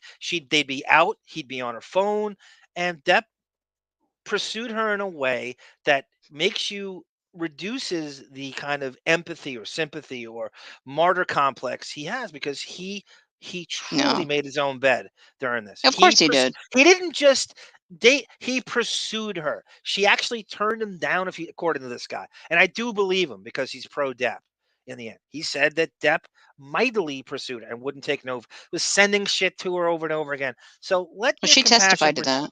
Just pump the brakes on your, endless, incessant compassion for Depp, because he made his own I bed. think you are jealous of the mutual love and passion between myself and Johnny Depp, and you're lashing out at him. He wishes he pursued you. He wishes he pursued you. I know, I would have been so much better for him. We'd never be here if that were the case. I would be the lady of Sweetser. Oh, you're too old for him. You talk about West Virginia grandma. You're way too old. Miss Heard's option or Aquaman 2? No, it was all concerns about whether she was the right bit of casting for the movie. What role, if any, did Miss Heard's dispute with Johnny Depp have in Warner Brothers' delay picking up Miss Heard? So Sarah's giggling at Texaho's follow-up, which says, I don't care if he can't perform. He can, just pop a pill. We can keep it Cinemax. We can keep it Skinemax softcore, and I will protect his chastity and keep his confidence. The funny thing is, we haven't even gotten to that story yet, and all this is like the big thing now that's infiltrated. I know, that's what we all revert to. But somebody else in the comments, and I forget who, I'm sorry, but they said all he can do is uses his mouth. Okay, no problem. Had all that brown cigarette residual, right? I know, that's after a power washing. Have you ever had someone go down on you with brown cigarettes? Have you ever gotten the brown cigarette? Not this week, no. Okay. Heard's option for Aquaman 2? There was none from our end.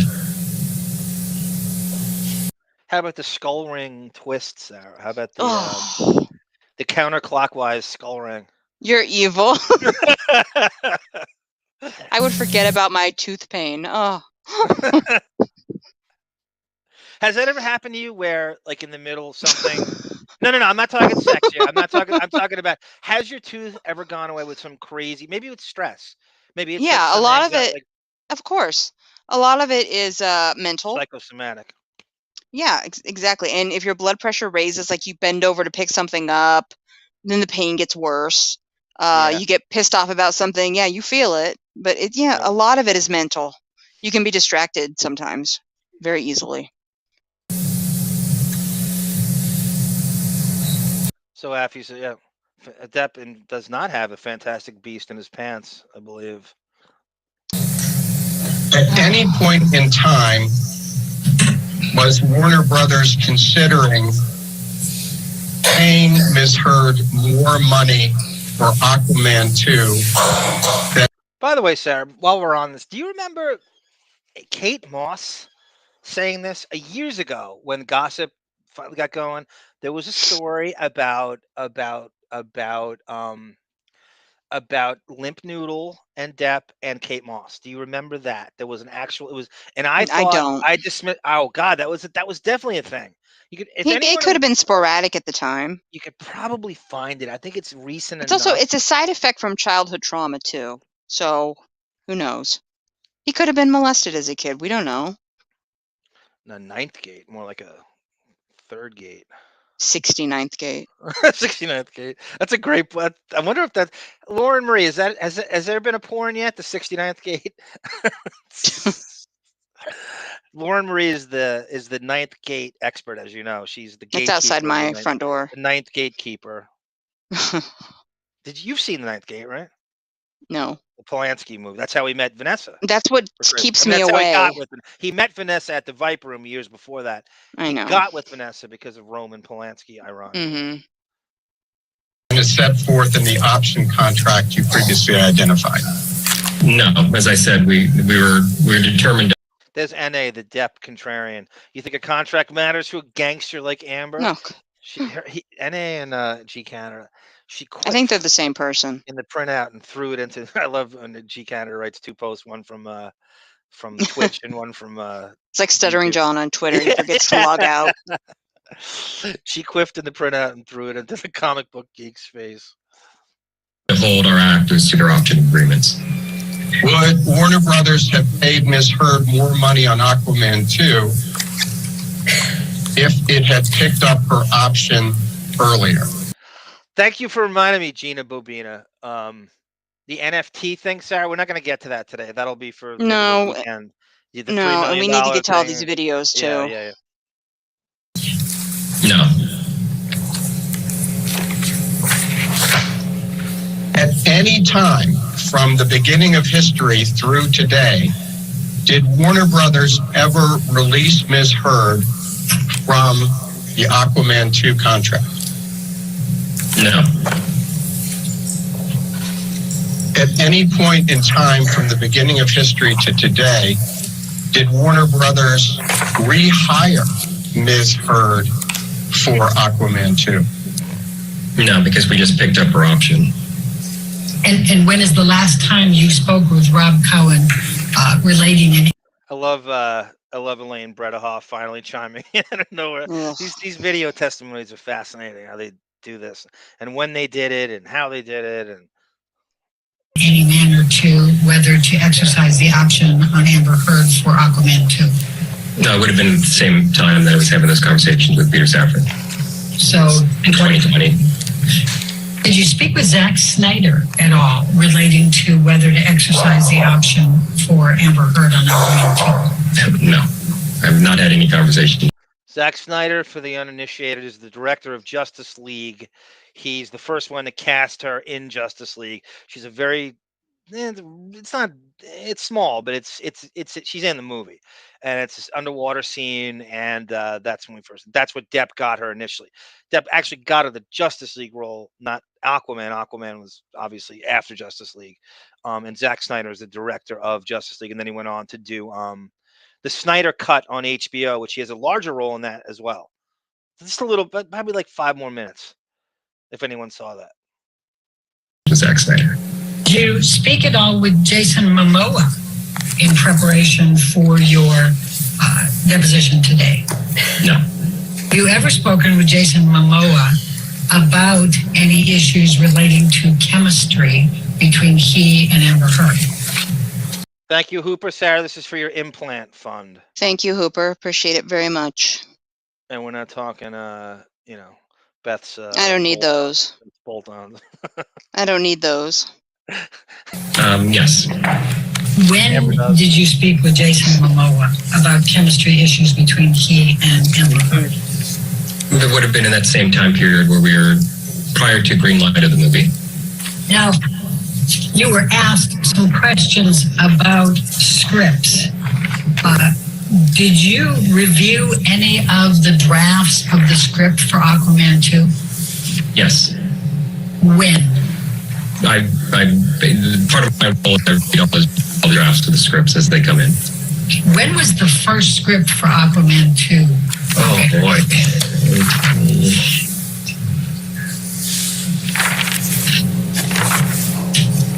I cannot tell you. Probably in 2018, latter part of 2018 would be my guess. And how many? So Aquaman 1 comes out in December of 2018. They have a script all ready to go before Aquaman 1 even comes out. So they're almost tracking that it's going to be a hit worthy of a sequel. They have a sequel written. They should. And Aquaman 1 comes out again December of 2018. It has been, we're going on 4 years in between sequels, and you'd think the hit, and because of the Amber Heard controversy and this weird shit and the trials and the COVID, It's only delayed because of this trial. I know, and they won't blatantly admit it, but it has been now 4 fucking years since actually, when is the release? Is it winter of 2023 now? Is that the official I don't know. release But date? whatever, I look at it this 10 way. times. I know. I look at it this way. If they need time to make it not be like Wonder Woman 1984 Yep. as a sequel, Yeah. release it in 2040 for all I care. I'll be Yeah, dead. but we're But gonna be dead someday. That's what you gotta. You can't play. You gotta. At some point, you gotta get this thing out. I've never seen him. And again, I think this is just. And I looked at this trial as basically a 6 fucking week infomercial for Aquaman 2. It truly yeah. is. You can totally frame it that way. And I think Warner Brothers is looking at it like that. They'll never admit it because they look like self-indulgent, greedy assholes with no, just Well, give I a don't know shit. if they enjoyed her spoiling the movie while she was on the stand. I don't think anyone. I don't care. I don't. I think they do. I don't care. That's not as one scene does not a spoiler of a movie make. Many versions of the script had been written by the beginning of 2021 for Aquaman 2. Oh, there were probably half dozen drafts of the script. All right, what, if anything, did Rob Cowan say to you about chemistry? What specifically about the chemistry between Amber Heard and Jason Momoa? Just the fact that they didn't really have a lot of chemistry together. Way to go, Bonnie. The reality is, it's not uncommon on movies for 2 leads to not have chemistry, and that it's. Now again, that's subjective. As much as you want to pile on her and stuff, and it's very easy to just eviscerate her, but that's subjective. Like we went over that shit before. Male and female chemistry. It's not about her. It's about him and who he's backpedaling here. They obviously told her probably at one point, you guys do have chemistry. And the two of them doing interviews together, completely flirting. And it probably, according to Depp's assistant, did drive him crazy. Them fucking tickling each other and weird online interviews. And it's all over. And you should be very much threatened by him. Mm-hmm. Cuckold Aquaman. I have an idea before you go any further. Aquaman. Why don't we, because we're going to do this Sunday again, why don't we do the rest of the video Sunday and we get into the documents? Oh, it's almost over. It's a couple minutes left. We'll just get rid of it.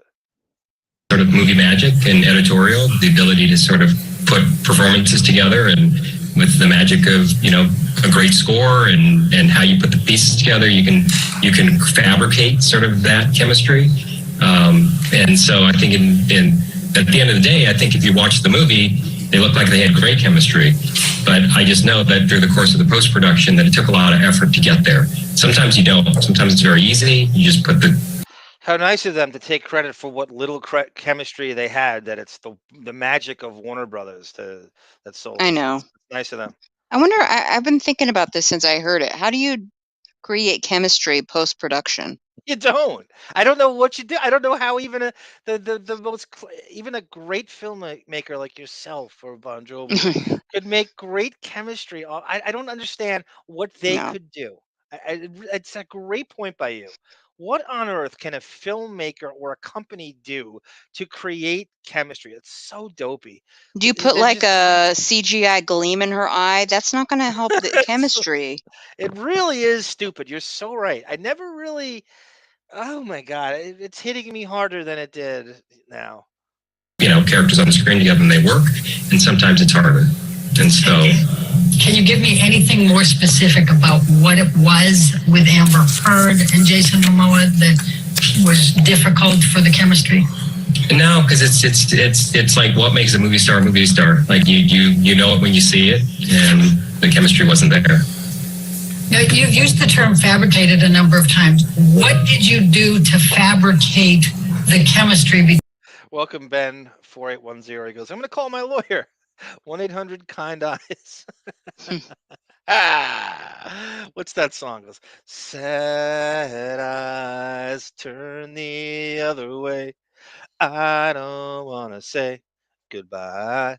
Texaho Never writes, heard it. it's like that's mom music. That's when you drive with your mom and the soft rock And station you know comes every on. word. Yeah, everybody does. Come on, you did too. I don't know that You didn't song. drive with your mom playing the fucking soft rock station. No, we and you just, listened like, take it- to oh, country stop. music in her 1984 Chevy Blazer. All right, I'll give you a pass. New Mexico is a scenic overload. It took back the road from, how am I going to say this? Texaho. Tucumcari to Teos, and then southbound to Roswell. That sounds like a Grateful Dead Taos. song. Sounds like a Jack Straw from Wichita. Between Amber Heard and Jason Momoa. Well, those are just, it's editorial. A good editor and a good filmmaker can pick the right takes, can pick the right moments, and put scenes together. Again, score is a big, the music in a scene makes a big difference. It can make a happy scene feel sadder or a sad scene feel happier. And so it was sort of it's just the magic of post-production, editing, sound. Nice humble brag, Hamada. Nice humble brag. Sound design, music, etc. What do you mean by fabricating, though? I mean, were they literally falsifying, or were they just picking the best music? Let me just finish my question. Were they picking the best music and picking the best looks because that's their job and that's what you do on every scene? That is what we do in post-production. That's what filmmakers do. This is, on any production, you're doing that. You're putting performances together. Sometimes it's easier than others. This one was more difficult because of the lack of chemistry between the two. But they were able to, James Wan and the editor were able to get it to a place where the end result. By the way, Ozzy fans in the chat, or just people talking Ozzy, did you know there was an Ozzy Osbourne movie that was supposed to be made, and Depp was in the front running to play Ozzy? There's pictures of him driving around with Sharon Osbourne. Of course, Depp's got to be connected to every fucking dinosaur rocker, even here, and it just never got made. And I could see him doing a good job, but Mr. Chameleon would definitely pull that off. But it's so weird to me. The Osbourne. What year? Oh God, at least 10 years ago. Oh, at least. okay. I'm gonna say 15 yeers ago. Okay. I'm going to say somewhere around Pirates 4, maybe after 2008, I want to say, something like that. There was constant rumors about an Ozzy movie, and Sharon was the executive producer, and it's Depp's cruising. I remember pictures of him with Sharon Osbourne, and it looked like they were very much working on the movie and some pre-production. It's such a bizarre thing. Osbourne thing, like Ozzy was kind of washed up when I was a teenager, right? And then they get the MTV reality show and they make a killing, and you know who Jack Osbourne is, and fucking who's the Kelly Osbourne's got it's the craziest thing.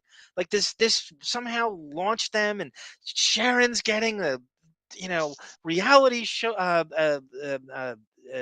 AGT, and she's on The Talk.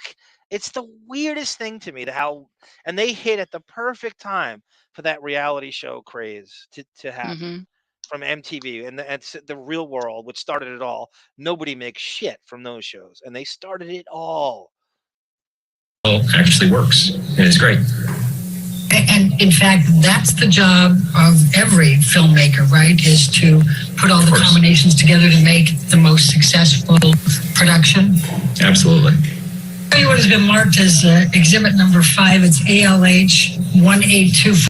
Oh, you asked me what? Yeah, Texaho has the Ram ProMaster 2500 high roof conversion series. You asked me that, and she answered it. That's you would ask before we went on. You were asking me about that. So to answer your question, yes.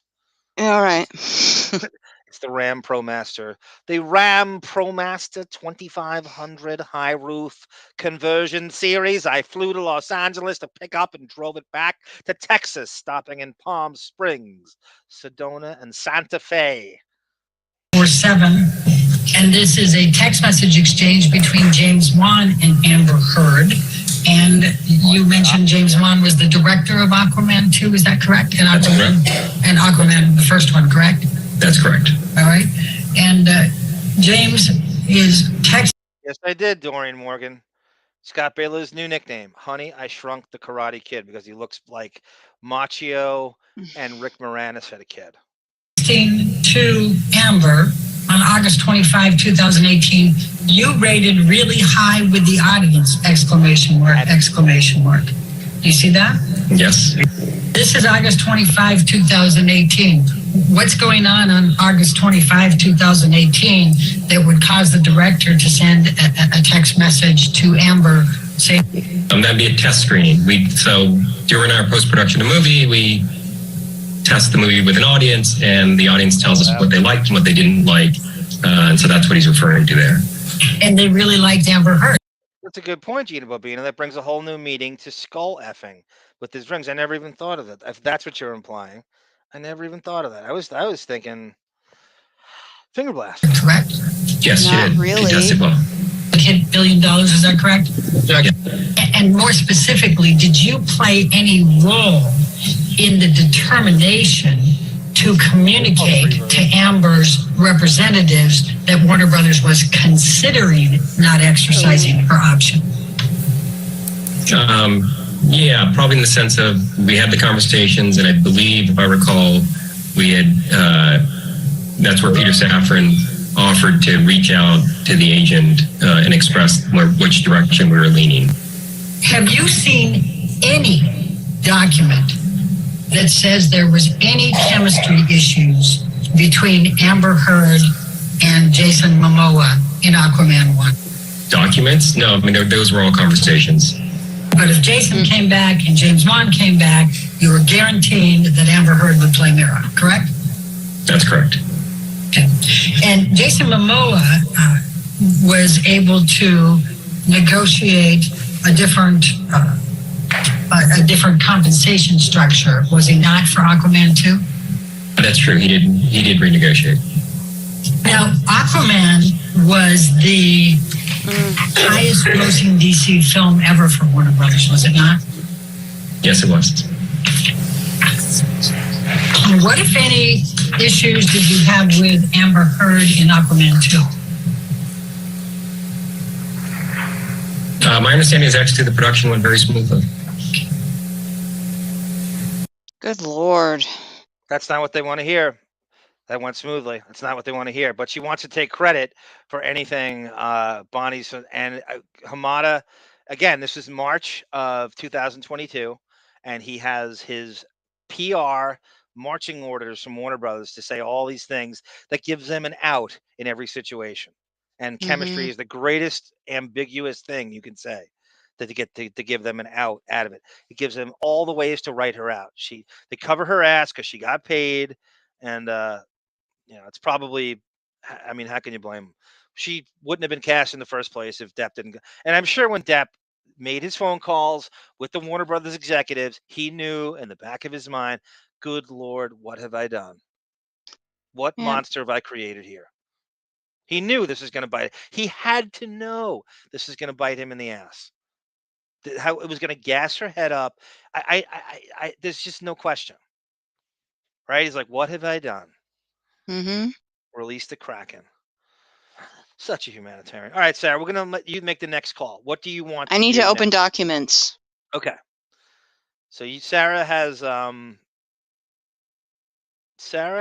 we're going to slides, right? Yeah. Okay, these are some of excerpts. Wow, I said the word.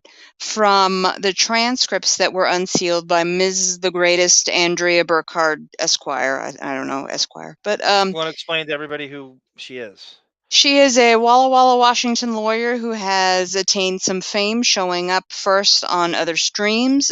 She has her own channel now, and she offers amazing insight into all things legal, especially about the Depp Heard case. One of the few hucksters, grifters. She's truly just this kind of force of nature lawyer who's been following this case for years, unlike all the other legal bites grifters you see. That she's been on this, and would you say she's on? I mean, she has a slight bias towards Depp. There's no question about it.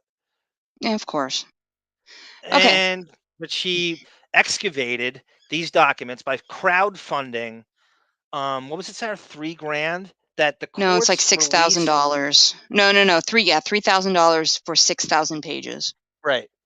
And so she decided, I'm just going to make this available to everybody. It started this shitstorm of new stories, and every Newsweek picking up on it, and all sorts of articles. People are, but again, and I said this in the beginning of this. Sarah and I did the UK transcripts, and so much of this is rehashed from the UK, which was not submitted during the Fairfax trial. So a lot of this isn't new. We've known about it. Some of it is. There's certainly some stuff in there, but I mean, they're literally writing stories about stuff that was in the UK trial. Like it's new. It's not new. And so it's 6,000, and it gives me a headache. I don't know sometimes where to wade into this. And it's just I feel like I only have going a couple shots here. Okay, so I only have a go ahead. couple screenshots, like maybe 4. So, oh God, I hope I can read this. All right. So there's like, all these motion hearings that are, of course you're never going to see because these are all pre-trial. It's just Ben Chu versus Aunt Bonnie Bredehoft having a little conversation here. Mr. Chu, the great one that we should all protect with our lives, says, now you're just being nasty, and if you continue, and then Elaine breaks in, I'm not being nasty. You're intentionally trying to drag this out so that I don't get to ask questions, and you know it. Mr. Chu, you're projecting your value or lack thereof onto me. Some of these things, they hated each other, both sides. Because sometimes later on, after a big trial, you hear, oh, they were really friends. This is not the case here. So go to the next one. My question, and I think I'm patting myself on the back for this, and as far as I know, I'm the only one to propose this. How does this trial go if they switch legal teams? Opposite. So Depp's going to lose. She's inept. Do you think Depp's charisma is infectious, where Camille and Chu have his charisma drips onto them, and we pretend that they're more charismatic because they're affiliated with him? If Elaine and Rottenborn represent Depp, I don't trust the Rotten crew to present this case in the way that Brown Rudnick did. Oh, I agree. All right, what's the next one? Okay. Okay, so apparently during pre-trial, they are all arguing over masks, like COVID masks and all that. So this is from Ben Chu. Dear Elaine, suggestion that I or anyone on Mr. Depp's team would not take the health and safety of the litigants seriously is false and insulting. It is of a piece when you falsely accused one of the colleagues of a misrepresentation concerning document production, which turned out to be your own mistake, for which you never apologized. And when you falsely accused another of sexism, for which the conciliator reprimanded you, and for which you never apologized. When you took over as Miss Heard's third lead counsel in this case, I received calls from a respected Fairfax practitioner warning of this type of behavior, but I am appalled nonetheless. We will not be bullied, and I am confident the court will again recognize your accusations for what they are. I would imagine there's way more than just this. Oh God, there's so much more. Years of bickering and back and forth. Yes, there's so much stuff we don't even know about that's not in this. You know what I come across? I come away from this. Elaine is a major pain in the ass. Well, someone's got to be the bad guy here. She plays that role pretty well. Do you want her to be likable? If you're rooting for Depp to win this thing with a clean sweep, no, it worked out perfectly. Right. You want Rottenborn, who looks, the names sound like villains. They sound like Sleepy Hollow magistrate villains, as we say all the time. They're literally casted as hateable. It's the weirdest thing. The lawyers reflect their client, and I don't know how, and I guess this just serves, and they were issued, and how they were issued. Rottenborn was ranked number 2 in the legal rankings or something. I read going into this, and he's got some skill, but again, I think he's a much better attorney than the lead counsel. He might be far more likable if he were representing Depp. Like I think you'd switch. I honestly think your perception of him would completely flip if he were representing Depp. He's a bulldog for whoever he represents, so I'm good with that. There were times though I felt like he wasn't pit bullish enough. There were things, there were avenues I would not have ever backed off. I would have, and again, the Marilyn Manson stuff, which I think we're going to save for the We got to do weekend. some of this on Sunday. Yeah, definitely. And I don't even have it ready. I want to fully get the fully formed text. I don't want to be told what to read. I want to see it Mm-hmm. for myself. Okay. And there's a lot of weirdness with those two. And my dear friend Brendan, who I don't know if he's still on the chat, his name is BL. He's the greatest line. I almost want to sticky this.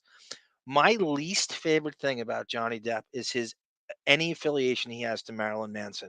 More than any horrible script choice he's made in the last decades, I absolutely, if I could eradicate one thing, I think Marilyn Manson is responsible for so much of his horrible artistic choices. I think he has compromised his brain in a lot of ways. I don't care. By affiliation, and they're trying to go the big boogeyman route, and Marilyn, as they should, by affiliation and all the crazy Evan Rachel Wood accusations with the Manson's upcoming shit. But his affiliation with Manson, to me, it irritates me to no end. It's like Mm-hmm. this hot topic blackface depth that thinking this guy has some cool factor. He doesn't play an instrument. He can't sing. His lyrics are horrible. He's an absolute fucking gimmick. Straight hack. I don't know how you ever Yes, we listen to him know. in how do you go from the fucking grunge era to liking that son of a bitch, Sarah? I had no idea. All right, what's the next screen? Oof, my neighbor. You hear that? No. Shocked. Okay, here's the limp noodle section that's getting a lot of attention in the media. Mr. Depp's erectile dysfunction, this is coming from her side, is relative to Mr. Depp's use of a bottle to rape Amber Heard, in addition to explaining Mr. Depp's mindset and anger. What was that? You heard that? Yes. I moved my headset. Is it what you heard? Yes. That's Don't do my it again. That's my headset flipping up. The advice you get: if you're gonna cough, move your headset. So I did it, and you hear Or that. hit So the mute there's button. nothing you could. Yeah, I didn't feel like it. Come on, Pops. Gina All right. Bobina goes, the Kardashians. Yes, Gina, right. And the Osbournes wrought the Kardashians along the way. Absolutely. And that fucking Ryan Seacrestization of reality TV. Absolutely. There's no Kardashians if not for the damn Osbournes. Mm-hmm. Yes. Okay, though Mr. Depp would rather not disclose his erectile dysfunction condition, such condition absolutely is relevant to sexual violence, including Mr. Depp's anger and use of a bottle to rape Amber Heard. Mr. Depp's erectile dysfunction makes it more probable that Mr. Depp would be angry or agitated in encounters with Amber Heard, okay, and that he would resort to a bottle. This relevance is not substantially outweighed by the danger of unfair prejudice. The erectile dysfunction is not likely to generate a strong emotional response that would make it unlikely that the jury could make a rational evaluation of its proper evidentiary weight. Now, I think the only reason they throw this in is for embarrassment. I think for embarrassment, but I think it also is it coincides with drug use, where he's on so much MDMA and that you can't get erected. He doesn't know. He's sexually inept. He doesn't know what's coming and going. He Doesn't can't that do get the attracted to opposite? anyone. I don't know. Well, I don't know. I don't think it does anything for. I think everybody's different. So he's on so much shit that we've heard every drug known to man that it just proves like sex is so. He's almost hunter sexual, as David said, that he doesn't can't. He's almost asexual, like Marcy, where he doesn't. The drugs are so powerful, he doesn't even give a shit, and he's neglecting his wife, A and weird he's cheating, thing. and the Rochelle Hathaway stuff. Mm-hmm.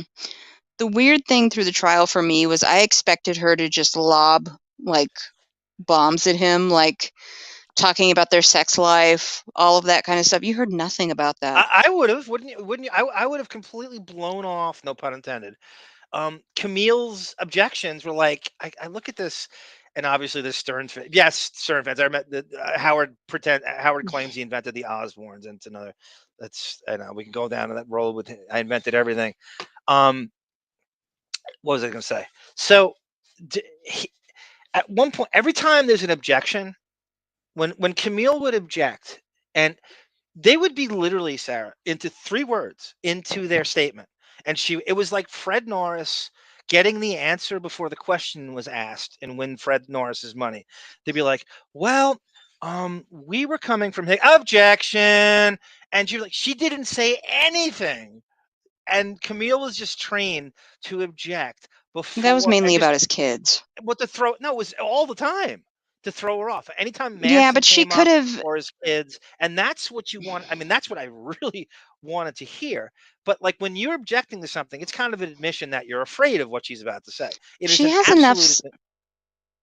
Amber Heard has enough smarts to, if she sees these objections coming, to her first 4 words would be saying what she needs to get out, so the jury hears it. That's where I'm going. There's a That's reason exactly- why it was never brought up. It's probably because she was told if she mentions it, it opens the door to her past and also to what her extramarital activities were. I don't think there's any lower she could go. If you were Rottenborn and Bredehoff, wouldn't you just been like, they're going to try to throw you off, Amber? When she objects, But she's make also sure trying you to convey an make Sure image. make sure you get the proper name out. Make sure the jury hears you say. You can't unhear it, no matter how she objects, and if they sustain it, the jury can't unhear what she said. So you might That's as well true, get but then the she proper opens name the out. door for her side to come out, for Camille to say, well, look what we've got here. Well, Let's play that section of the Josh Drew deposition that says you had 30 men coming back to the penthouse. That's the risk you take. I mean, She's not going to do that because she has an image of Pollyanna that she needs to convey to get parts. Nice use of Pollyanna. Mm-hmm. Nice. All right, what's the next screen? Oh, this is Ben Chu. Okay. At some hearing, he makes a comment. This is my nightmare, seeing multiple Miss Bredehoffs instead of just one. And I was kidding, Elaine. That's my favorite one. Yeah. Because God damn, he dreamt of that C word. I love robotic Chugo. This is my nightmare, seeing multiple Bredehoffs instead of just one. I was kidding, Elaine. I don't think he talked like that in private. I would love to hear Chew outside, and when they're knocking him back at John O'Reilly. Where are you with the Northern Virginia watering holes you lawyers go to? Okay, see, do I have another? Oh, is I that think it, that's Sarah? all I got. Okay. Yeah, I think so for mine. You want me to put something else in that you? Let's go to the Amber Heard thing. Do you have the bookmark? I do. I don't know if I can locked save up it. though. Is it locked up in terms of Subscription? Yeah. It might be. This morning it wasn't, and then I saw a link that led me to a login. She's getting a lot of attention for it. Yes, and she knew that, right? So this is what I see. That's yeah. Yeah. Okay. I'll find a bit. Don't get rid of that. Where am I here? What the fuck happened? I don't know. Okay. Just remove it. Okay. That's the wrong. What am I doing here? I can't stand. I'm so bad at this. I'm so You're bad at fine. this You're learning. Okay. Let's move on to documents. What do you have? I have a lot of Mr. Feeney recordings I did where I would take current events and, I would use the screen recorder, and instead of, and I think it's better. I think it's for us. I think it's easier for the people to understand. And I'm going to go through some stuff I heard. So this is where do I start? Let's go to, being that we're on stuff that's verboten, forbidden fruit that's been denied from the Fairfax trial. I went and I fetched and I performed Lily Rose, his daughter at 15, living with a 23-year-old actor and rapper and model named, what is this wigger's name? Ash Stymest. Now he's 31 and she's, I think, 22 or 23. Was this in the documents? Yeah, this is somewhere. So Okay. I went, and this is but people have not really. So I went and I got the real full, detailed version of this. So this is from the Tracy Jacobs testimony, and this is Lily Rose living on Depp's compound at 15, living with a 23-year-old, and Depp's ex-agent is asked about this. Ms. Jacobs, to your knowledge, did Mr. Depp ever make any false statements to authorities who were investigating either his conduct or anything involving his family? Yes. And what is that? It relates to his daughter. His daughter, Lily Rose? Yes. And what was the investigation about? He was being investigated by the Department of Family Services and the LAPD. I don't know what the charges were specifically, but she was 15 and the boyfriend, I believe, was 23, and they were living next door to him in one of his condos downtown. And was somebody making a claim that there might be a charge of statutory rape involved in the case? Do you know? Objection to the form of a question. I don't know. Okay, and do you have a reason to believe that in connection with the investigation, Mr. Depp made false statements to the authorities? Objection to the form of a question. You can answer. Yes. And what is your knowledge based upon? That he met with both the LAPD and the Department of Family Services, and no charges were filed. And I asked him afterwards, I said, it must have gone pretty well. And he said, yeah. And I said, well, you couldn't have told them the truth, could you? And he just smiled. And do you know whether or not Mr. Depp, in connection with that, those investigations, pressured any of his employees or people who worked for him to make false statements to the authorities? I don't know. Thoughts, Sarah? Thoughts? Well, it's the French culture. It makes it more acceptable. Yeah, good one. Okay. They're in LA. You know what? I You know what? The age. I looked it up before because I had another one. The age of consent in California is 18. Mm-hmm. It's not 17. It's 18. So, like you said, it's a French culture they're going to crutch on. The Roman Polanski connection. It's all very creepy and very enabled because of the French culture. They can say, "Oh, well, in France, it's no big deal," but this is on his compound on Sweetser. This is going on. So I went and I found a video of the two of them going through the airport, which we might have looked at it, but I want everyone to see it. So this is what the two of them. So the crazy thing is, and I didn't notice this initially when I first saw this video. This is Lily Rose Depp, this guy Ash at LAX with Vanessa and Jack Depp, her younger brother. And when this goes down, the date of this, Sarah, is exactly when the Amber Heard stuff hit the fan. The TMZ video, they're getting out of, quote, Dodge, and they're going to fucking France. There's no Yeah, he doubt sent them to about it. France. He sent them to France, and this is them going to, and I did not know it at the time when I first saw this video. And she's underage here. Okay, this might be loud. I'm gonna try to Just lower it. adjust the volume. Okay.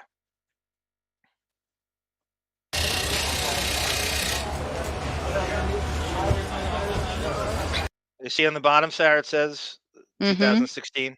This is when it's all hitting the fan. They're getting the hell out of here. They're going to France. Hey,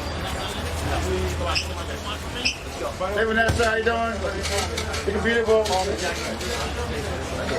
There's Lily. Hello, my name's Scott. How are you? There's that. So he's wearing a. I mean, this is old school wigger too. He's got a Raiders hat on.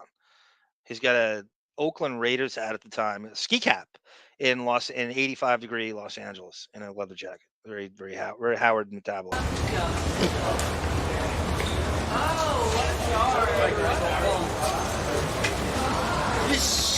So she's 16. He's 24 here. Mm-hmm. So this is a year later after that testimony. I mean, after that, what she's talking about. Careful, guys. Careful. That security guard is the guy who had the lawsuit against him for transporting cocaine. He's no longer with him. This is one of the dudes who had I think they settled it out somehow, and I don't know what the settlement was. Okay. He's taking the lead.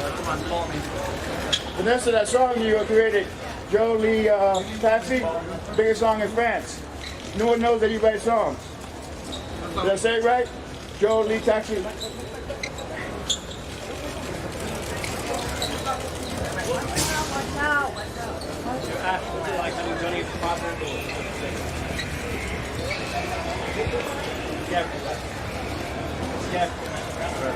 Now the paparazzi, I don't know how aware they are of the age gap. I think they must, but they're not saying anything. I don't know if they are. So they haven't said anything specifically about. He does ask them when they're getting married. I think that's coming up soon. Mm.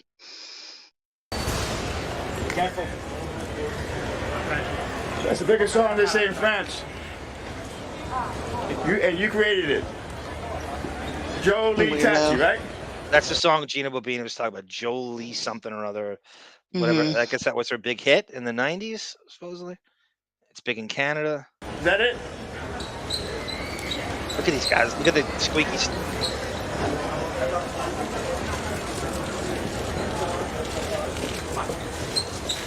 Sarah, wouldn't it be fun and everybody in the chat to just go to LAX and hang out for like No. hours and just watch this happen and who comes through and kind of pop in? Wouldn't that be fun just to see this? Just hang No, out. because Don't have a flight, just hang out. first I have to go to LA. I don't want to. I know, but I'm saying just if it was convenient, if it was just like really convenient, you could just hang out. If I could teleport to LAX, give me a half hour and I got to teleport out. My skin bubbles.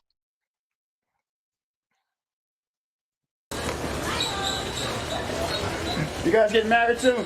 Uh-oh. Homeboy, you get married? Put a ring on her finger. You guys getting married? Yeah, in 2 years, so you can be divorced in 3. She looks terrified. How cognoscente, Sarah, do you think the Depp family is to this age thing right here in this scenario where they go, uh-oh, you know, and they're leaving Dodge because of the Amber Heard shitstorm, and Well, they're going to that's France to why. hide.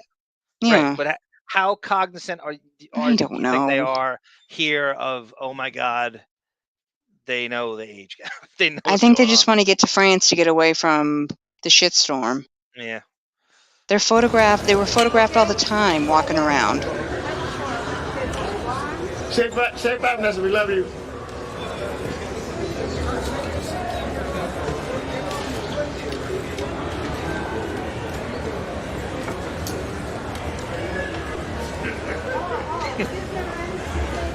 I don't know why, Happy. That really made me laugh. Texaho, riff on this. I don't know why. When you say this, I'm such a simpleton. It always gets me. Riff on this. Verboten, is that arm hanging with Monique again? I don't know where I got that from. It could be Monique word. Bifurcate. Verboten, bifurcate.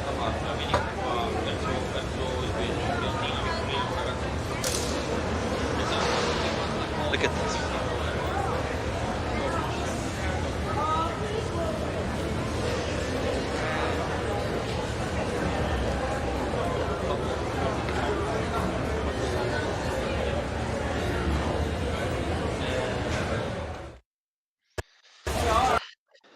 Okay. So in keeping with that, I gotta get rid of this. So I went and I kind of remembered. Should we start with Christina Ricci on Andy Cohen? Do you want to save the videos for Sunday? Well, what are we gonna do next? Do we have more documents? Yeah, I mean, I have documents that I narrated. Let's do that. Since Okay. the titled documents. Well, I kind of cherry pick some ones that they're not, extensive. I want to, let me see. Mine aren't extensive. Look at 2 Because paragraphs. we're cherry picking right now. This is gonna go on and on and on and on and on. How about, okay, so Amber Heard commenting on their early relationship, dodging. I guess, yeah, it's a good segue because there's Vanessa. So this is Amber Heard talking about. I don't want the salacious stuff that the Depp team wants, not shown in the trial, especially with him cheating on Vanessa's not. They would object to that over and over again, but rest assured, he fucking cheated on her, and Amber cheated on him, but he is a cheater.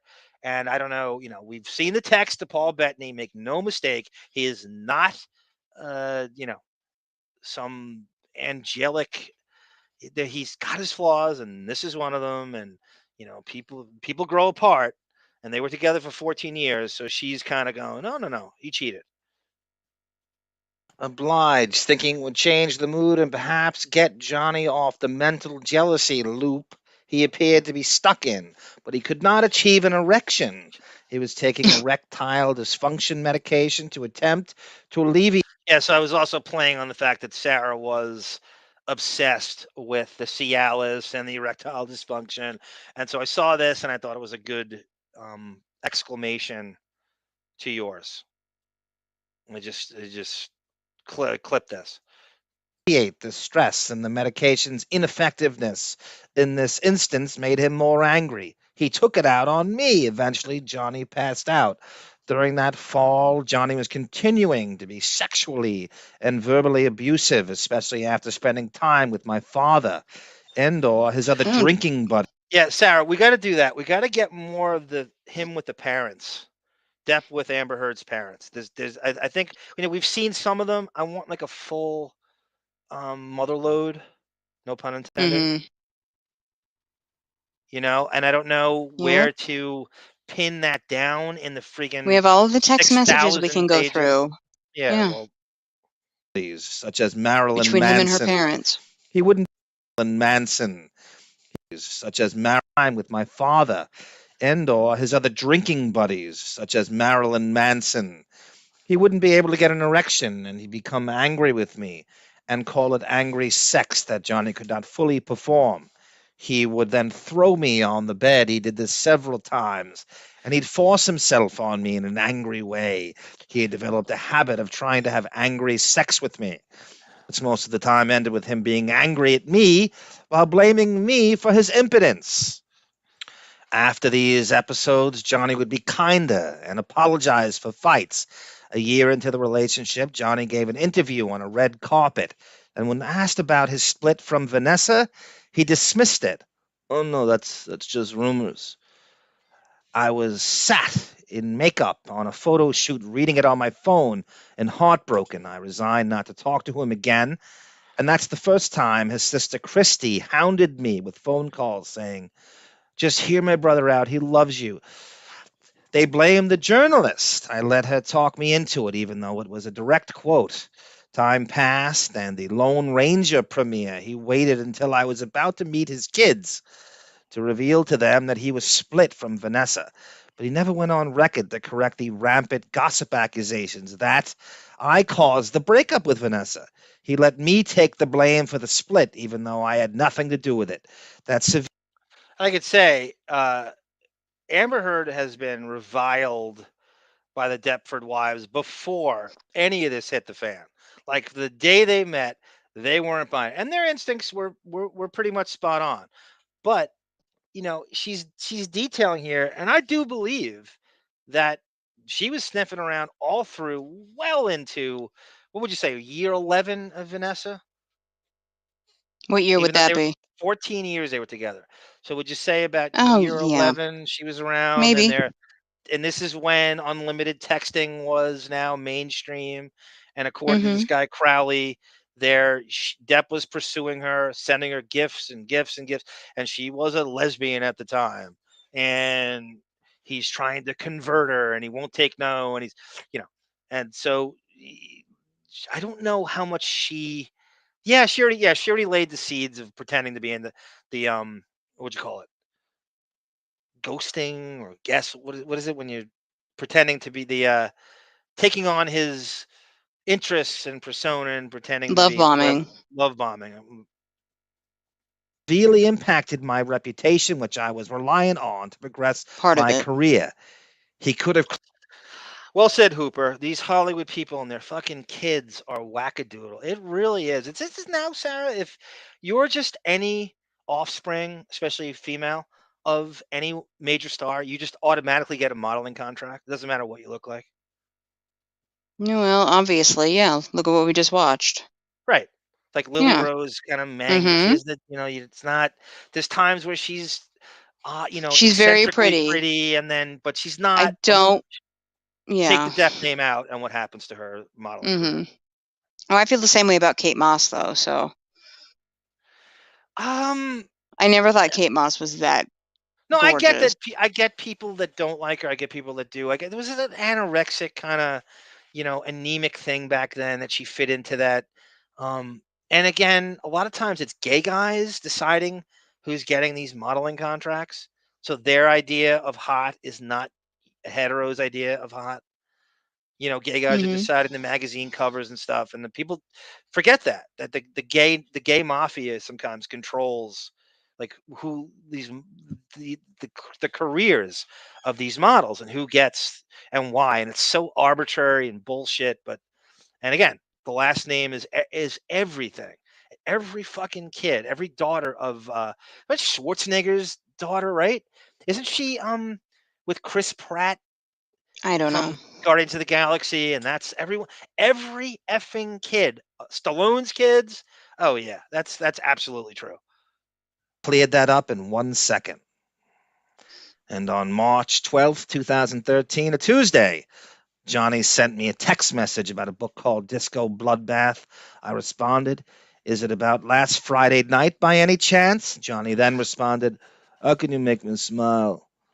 It's such a hideous moment." Yes, it is. Funny bitch.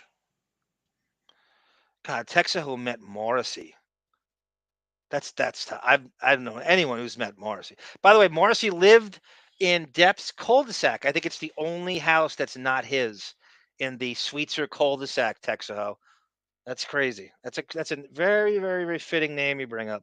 More you ignore me, the closer I get. You're Swallow a wasting shotgun. your time. I go about things the wrong way. I am human and I need to belong. Just like Makes me want to do a anybody. cartwheel off a roof.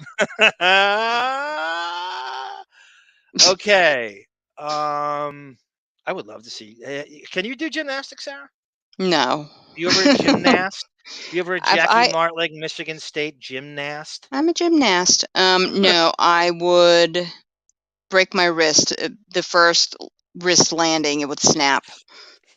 And somersaults hurt my neck, so I'm a pussy. I was watching some video, some dude doing parkour. Something tomato, the guy's name was. It was insane, Sarah. This guy had Marvel Comics, Captain America, Daredevil, Spider-Man, Black Panther level agility. Stuff that movies can't do. I mean, he was jumping over buildings. There was no trickery involved. He legit was doing this crazy part you didn't think human beings could do without a super soldier serum or a spider bite. It was insane. Something tomato. It was like a nickname, and he's got this parkour. I just sat there going, agape, thinking, how could a human being do this shit? He was climbing up walls, and I don't even know how to put. Laura Marie writes, Vanessa has great effort. Her takeaway of it is Vanessa has great effortless style. Most French women her age are so put together and cool. I love Laura Marie's takeaway. She's just staring at Vanessa's walking style. What are you looking at? I mean, you look at the I was first looking thing at you the I was looking at notice. the Wigger hat. I was looking at the Wigger hat. I was looking at the Oakland Raiders. You're looking at the guy. Yeah. You checking the kid out. I was waiting for Jack Depp to towel snap someone, a paparazzi. And just fascinated by LAX and what goes on there on a day-to-day level. The Coneheads come from France. Legit, no one cares about you in France. Must consume mass quantities of beer. Light beer, por favor. Not a French. Okay. The next one. Correct. I'm trying Cindy Lou Who. Welcome. Oh, you're such the voice of reason, Sarah. That's what they say. Keep your ass on track. Try not to be so good. Let's not forget, you named this episode. I did? Yes, you did. And now you want to hold off on all the documents. Because you always do the right thing. I'm not holding off on that. I'm just pacing myself on that. Nice. You had to. The next Oy one. vey. Now you're Jewish. A lot of Jews in West Virginia and Oregon. I'm not in West Virginia. Okay. Okay. So this is the next one I found is Amber Heard talking about Depp missing days on films, her days with him, how he gets kind of his delinquencies on films when she's around. Then they leaned across him and said, "Get back in the car." This is the dog thing too, where she's hanging the dog out the window with the. So it's kind of like in. I believe none of this. I'm just telling you. I don't know. The dog thing's weird. I don't quite track what went on with the microwave comment, and then he's hanging him out the window because he's on. What was he on during that? What was the drug of choice when he's hanging the dogs out the window? Probably cocaine. I don't know. Was it coke? But I'm with Camille on this. You believe everything or you believe nothing. She lied about one thing. She's just a fucking freak. I don't know. I don't believe. I don't believe everything he does either. I've caught him lying quite a few times. Of course, but she is psychotic. Yeah. No, I know he's got more credibility than she does, far more. But you do. He's very cagey as a liar. You got to catch it. And I think there is some truth that ekes through. You can't love every fucking thing he does. We sound like ridiculous lemming Depp secret. It's not. We have to call out stuff that we don't. We got to call out bullshit when we see it. I'm not. And we do. I'm not. I don't like his teeth. Okay. It's always. It's always my mouth hurts. with you. Mouth. All right, I'll try to cut it short after. We're on 2.5 hours now. I will never forget the way everyone else in the car reacted. Then no one reacted. It was like a quiet alarm because no one wanted him to drop the dog. But no one reacted so as to not antagonize him, which might make him do something even crazier. That was a really scary situation. Everyone was trying to keep the energy down without confronting him. Texo has a good point. Wait, isn't Amber a hardcore feminist yet? You put up with all this abuse, including sexual abuse, and admitted she still loves him? Yeah, right. Like, well, she'll tell you she was trapped in his world and everything in his world. And well, she's a sweet little angel. Yeah. And there are stories of her friends having the balls to like browbeat him and belittle him when he's paying their rents. Do you really think if he was holding a dog out the window of a car, they would say nothing? Yeah, I do. I don't. I do think he's that big a figure where nobody would call him out on that. I do. I actually do. Would you? I don't. Not that group of friends. They had all the power. Would you, if you were in a car with the #1 international movie star and he's hanging a dog out the window, laughing about it, would you call him out if you were in the back seat?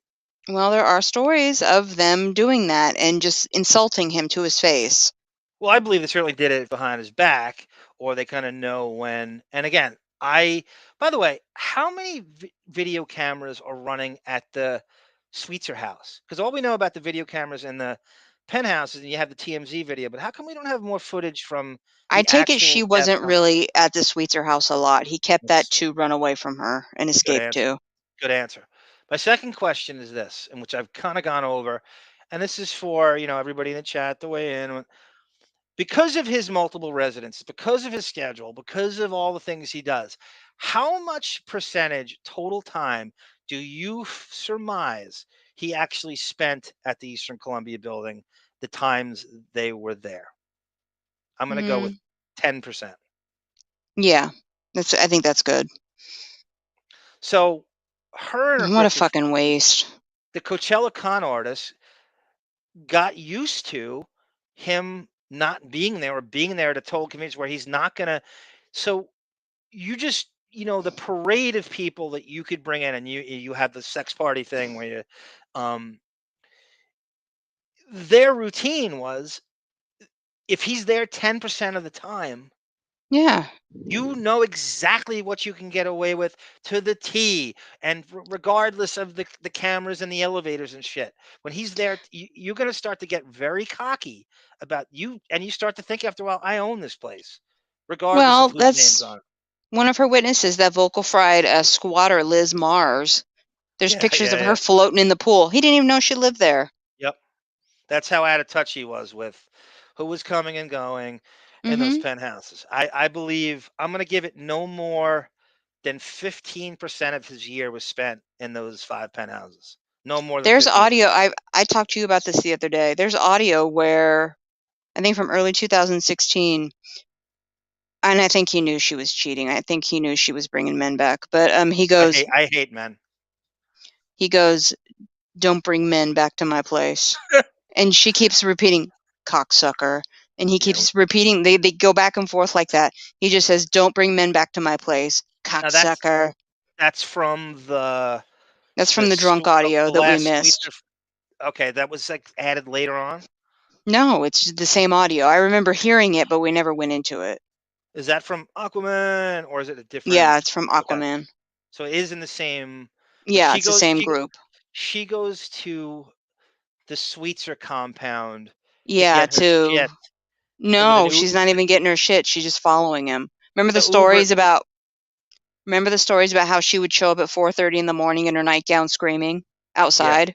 Yes. It's just another thing. She showed up. She was drunk off her ass or high. There's an Uber waiting, right? While it's. I know he called an Uber. Oh, okay, okay. So I think she drove.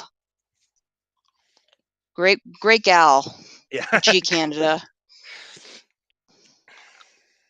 Him somehow to make sure he did not drop the dog. The hate. No, Cindy Lou Who, most people might agree with you.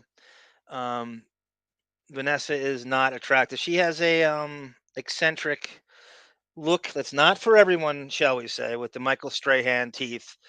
And Depp's got a weird Depp has a type, as we've all, anyone who's followed him for years.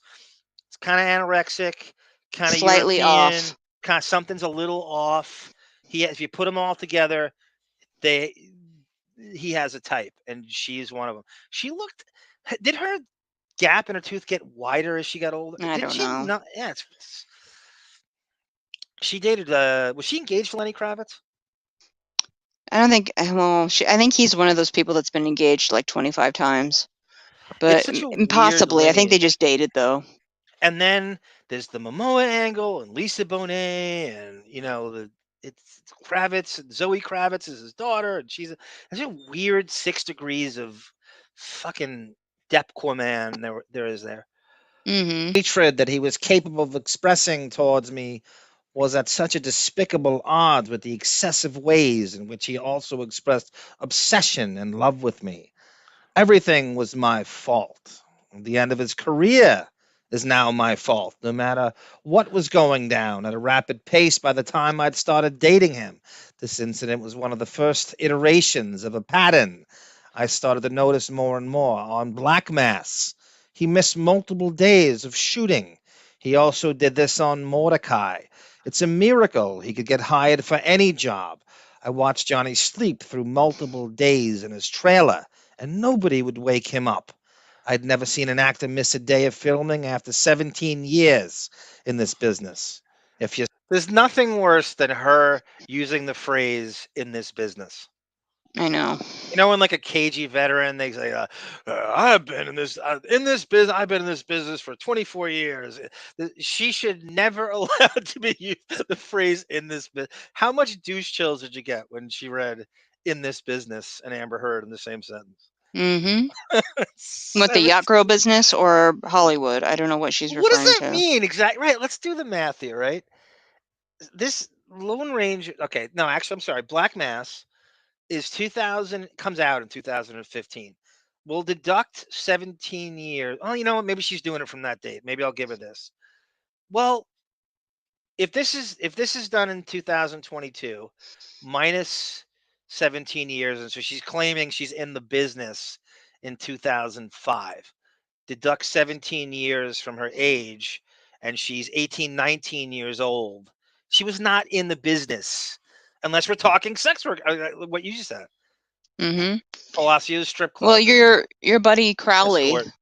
My comments that she, before what was the movie, Never Back Down, she had Never a Back past.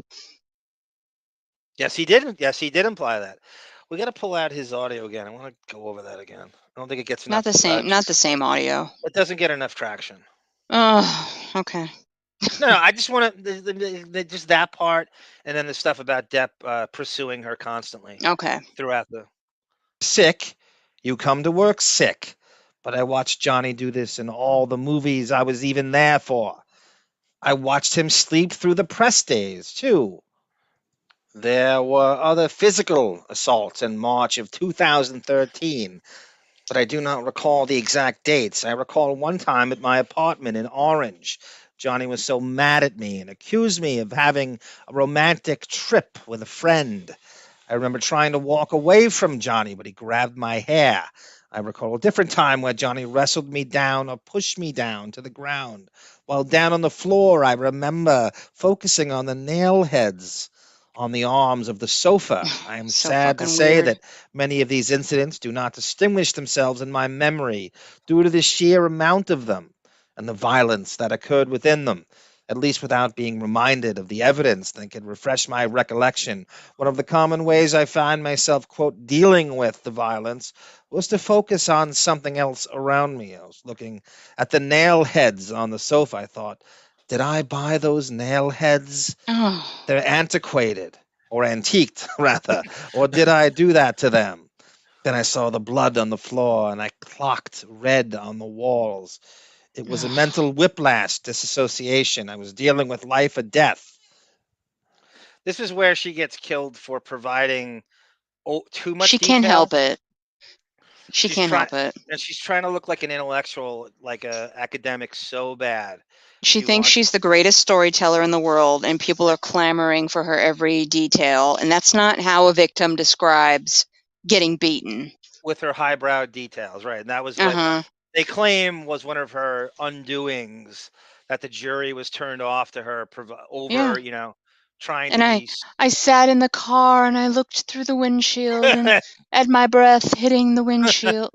Honey. And then the humble bragging while she's telling you the story about it. This carpet, it's so dirty. How did it get so dirty? What? Okay, but do you believe the parts about him in Black Mass? Well, he's admitted that he was on opiates, so yes, I believe that. But this is, and there is something to that. I mean, it is, and I do remember him bragging about how, and then this goes back, this is years ago, interviews of like how he's got this thing about being on time and being respect to the crew members, and he says, so it's not that he wants to be, but he's used to being the man on the film, and it hinges on him, and he can do whatever the fuck he wants. And I have not, in the last 8 years, I have not seen a report that came to fruition from a film where he wasn't late all the time. Like he's crazy tardy. Well, in audio though too, he admits he's late. Because that's her big problem with him in the audio. It's not that he's beating her, it's that he's late. And she can't count on him to be there on time. So he's late to everything. Anyone else in the industry is going to get thrown. I don't know. Is that, do you think that's people that would put up with that? Is that an ADHD thing? That you're late all the time? It's him kind of, he's not, he's literally admitted to not being cognizant of what time it is. He doesn't have to know, like, different time zones. Am I in France? Am I in Boston? Am I, he doesn't know. So, and no one's going to, so there are times where I've heard, he has assistants staking out his trailer, looking for a light to come on. So like he would get up at 1 PM to do Pirates. Not knowing. And because the movie hinges on his star power, no one's going to tell him otherwise. And when he's in with the director and he's actually a producer on a lot of these things, so he gets a producer fee in addition to everything else. I mean, this movie's where he's making $42 million altogether from his fee as a lead actor and his production fee and back end bullshit and all that stuff. and no one's he's kind of the boss at the same time. So who's going to tell him that? Especially if it's successful, who's going to call him out on that ever? Yeah. And he's gotten used to that for years. And I mean, literally since I guess the first Pirates was a massive hit, I don't think anyone's telling him anything. You know, the Emperor's Clothes stuff, and then Mhm. he, you know, the rock and roll mentality, the hunt. What you always got to go back to this. What would Hunter S. Thompson do? And Hunter S. Thompson was notoriously late and delinquent and would blow stuff off. He loves that. He loves that cachet. He loves that persona. Speaking of the master, did you make that clip of the bird? Edward? Yeah. Well, it's on our Patreon channel, and I want to Okay, say, okay. We'll leave it there. to everybody, you know, we have the Patreon because it really was meant for stuff we couldn't.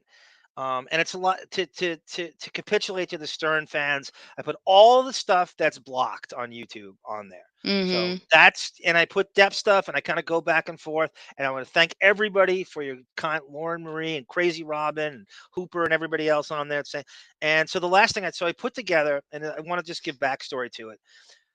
Rolling Stone, and I'm going to actually segue to Rolling Stone after this, and we'll probably end on that because I know you're dying with the tooth and everything. We'll try to make it. I just took my amoxicillin. All right, we'll try to. I want to do the plagiarism thing. Go do what you got to do. We'll do it after this, and then we'll end on that. So on our Patreon, I put together a video from 1997 when they 98 when they were filming Fear and Loathing in Las Vegas. So it's Depp researching, hanging out with Thompson during the filming, researching him.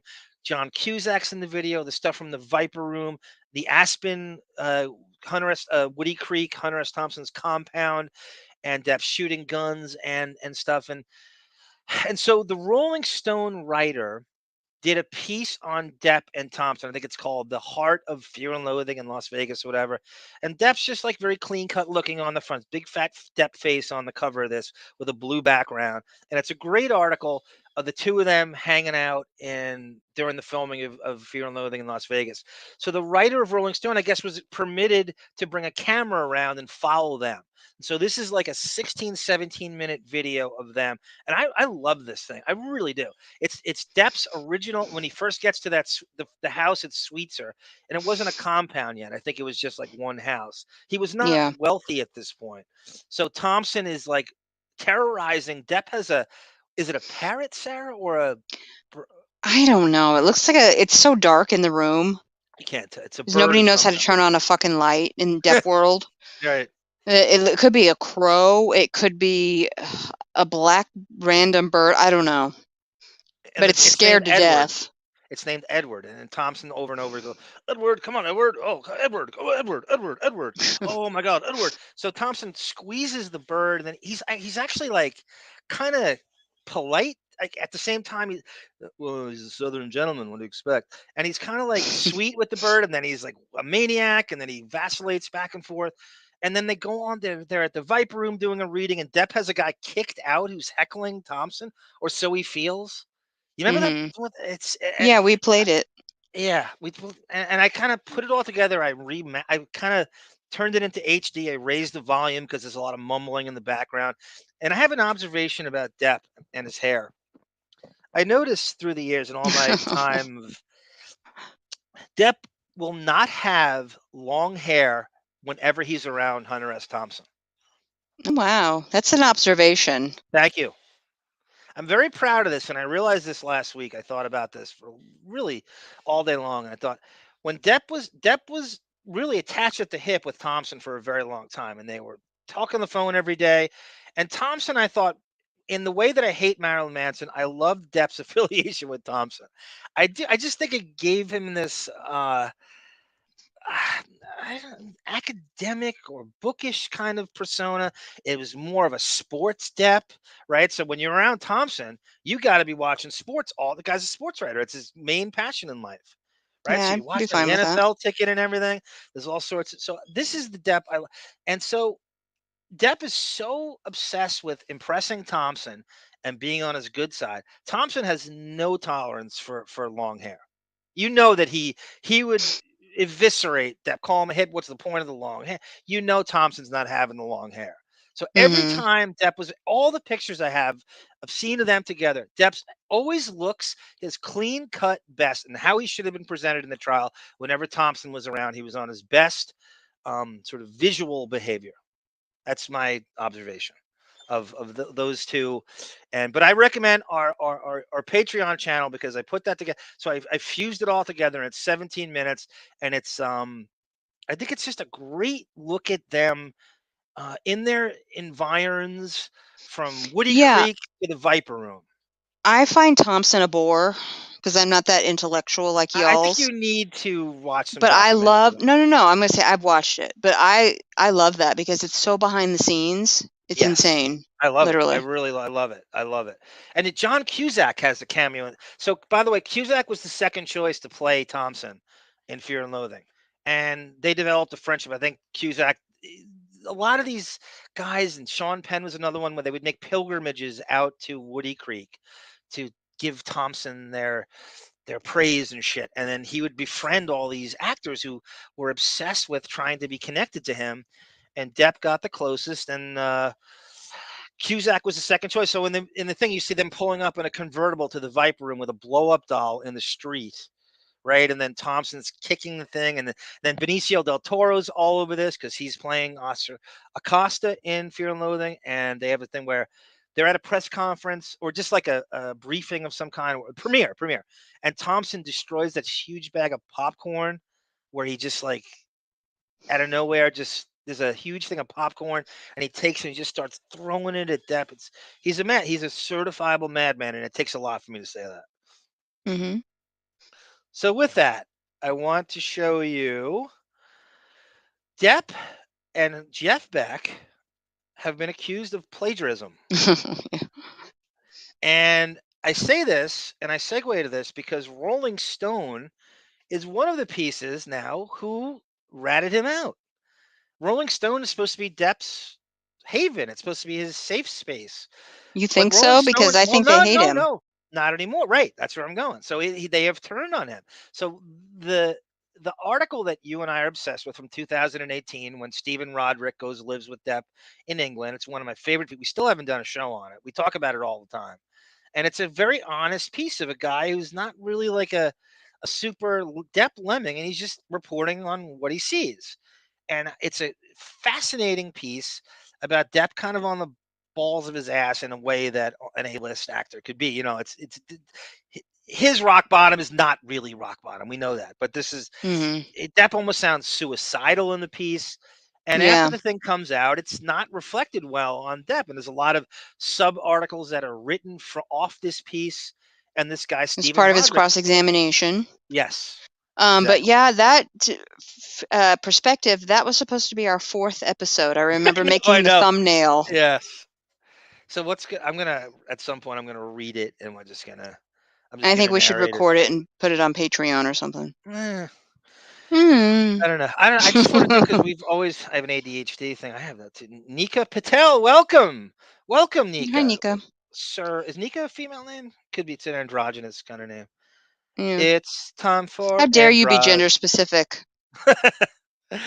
It's time for androgyny. It's just Nika. Dun, dun, dun. And so Rolling Stone pissed Depp off. And the next article, which you love, is the GQ piece, which is the follow-up to it.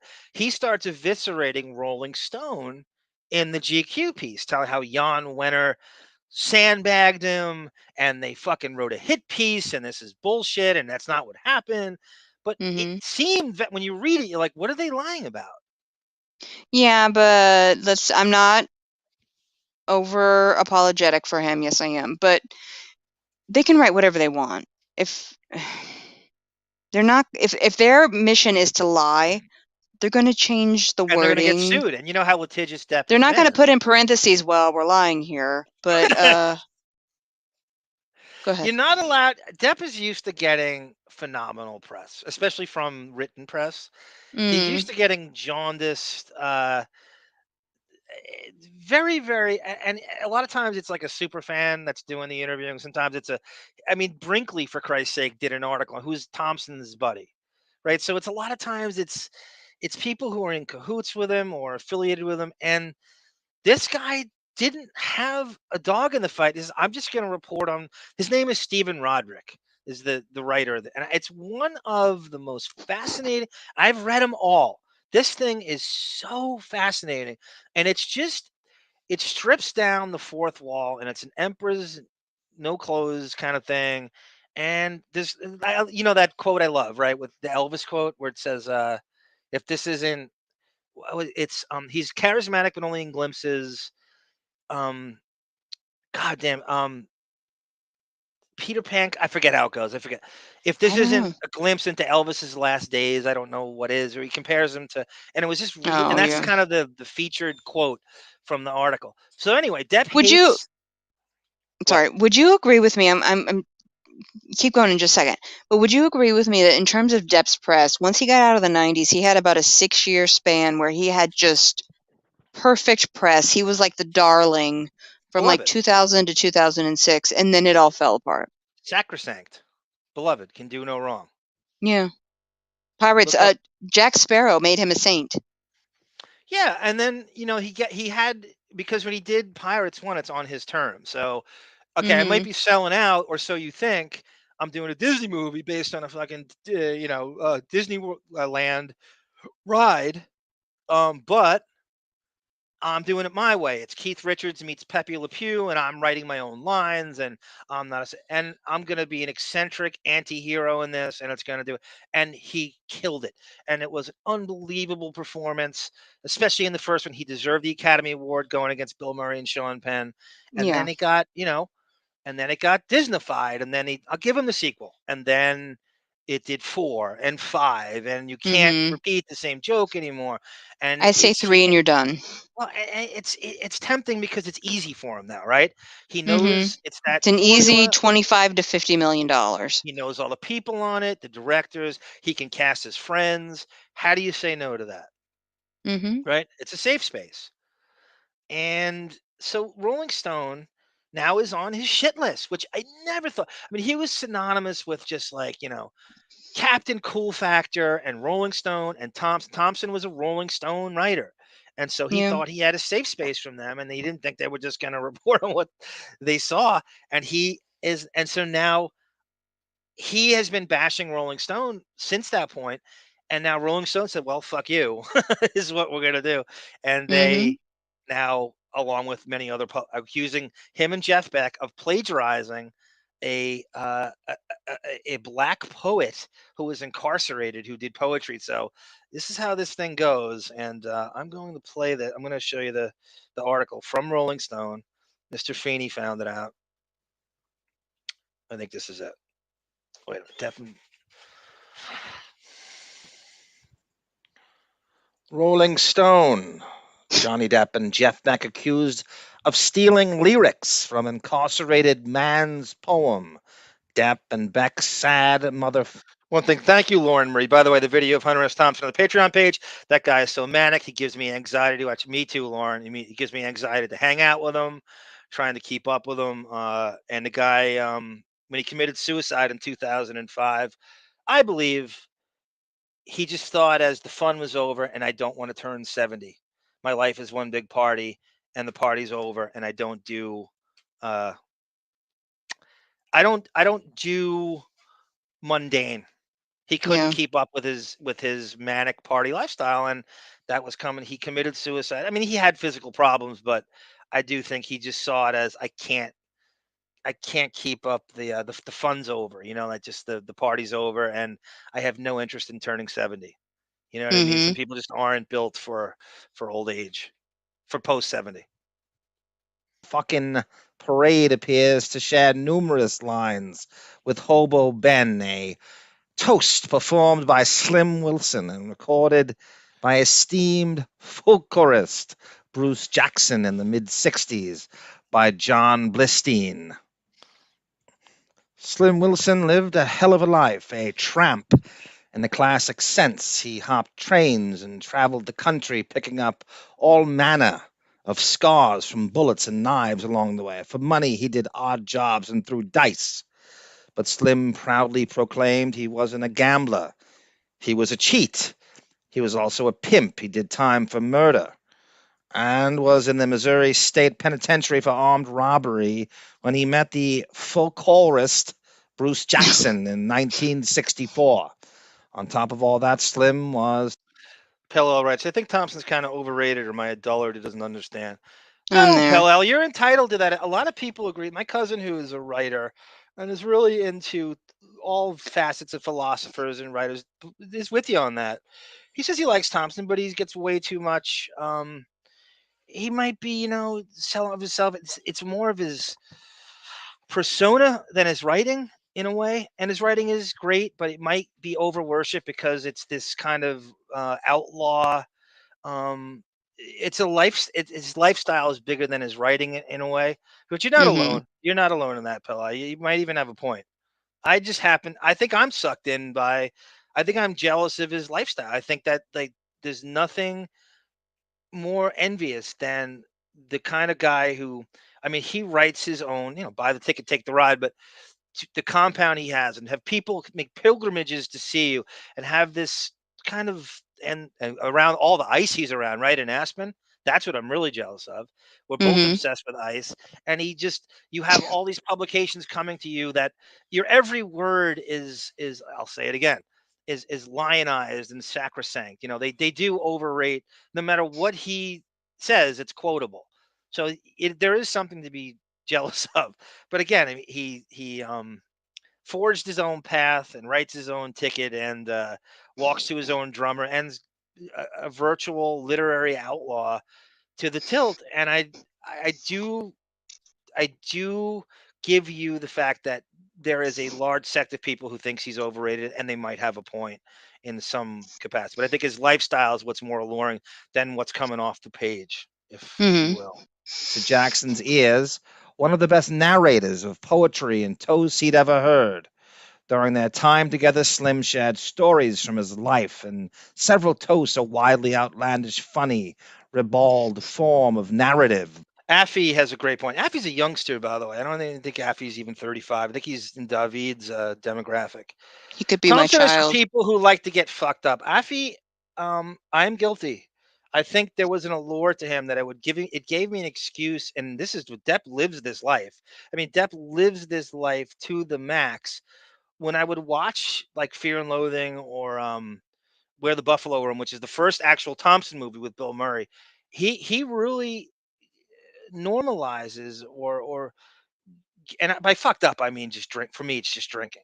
It glorifies the drinking culture. It really does. It makes you feel good about being a fucking booze hound. He absolutely, Happy, you're spot on. I'm definitely guilty of that. I can't tell you how many times we go out and come home after just some kind of lame night, put on Fear and Loathing in Las Vegas and drink till 6 a.m. That was a big thing in the late 90s for me, early 2000s. Black folk poetry with Jackson. A decade later, Slim featured heavily in Jackson's 1974 book about toasts. A. Smith calls Thompson, remember the word we used, Sarah, for like the Bert Kreischers of the world and Artie Lang, and a fabulist? Someone yeah. Right, someone who all the great stuff, all the crazy shit happens to happen to them all the time. Everywhere they go, all this crazy stories seem to follow only them, and they have these stories to tell. Yeah, Hunter is definitely a fabulist. A. Smith, I agree. Get your ass in the water and swim like me. You can hear him exhibiting his craft in the 1976 corresponding album of the same name in his heavy Arkansas drawl. Slim sounds at once unbothered and delighted as he peels off. Hooper writes, Thompson at the crazy uncle life of the party. That's pretty well said, Hooper. I've never heard him described like the crazy uncle, even though the crazy uncle, people use it for everything all the time, but he does deserve that. Yes. He was a dad, though. He had one son, I think, Juan. Yes, Juan. Sorry, I had you muted to take my pills. Okay. Line after line, that lackadaisical nature ceding to bites of excitement as he approaches a bawdy punchline. In one toast, Hobo Ben, the titular tramp, walks into a party and asks the host, Ladies of culture and beauty so refined, is there one among you that would grant me wine? So now they're quoting this hobo Ben from the Slim Wilson, who was a philosopher from the 60s, I guess, and 50s. And so now they're quoting lines that they feel Depp and Jeff Beck consciously stole for this album. And I told you, Sarah, this thing would be a disaster. I told you this Jeff Beck thing was. I'm not buying it. I did not. I know you're not. I did not sign off on it, and I told you that from while the trial was going on. I did not, and especially to blow off that last day, that will always piss me off. So you're blowing it off to plagiarize. So now most of it is covers, and the ones that's original now they're calling it plagiarism. That's not good, especially when you're a bastion of artistic integrity like Depp claims to be. Raggedy, I know, but I have no stink. And God bless the lady that'll buy me a drink.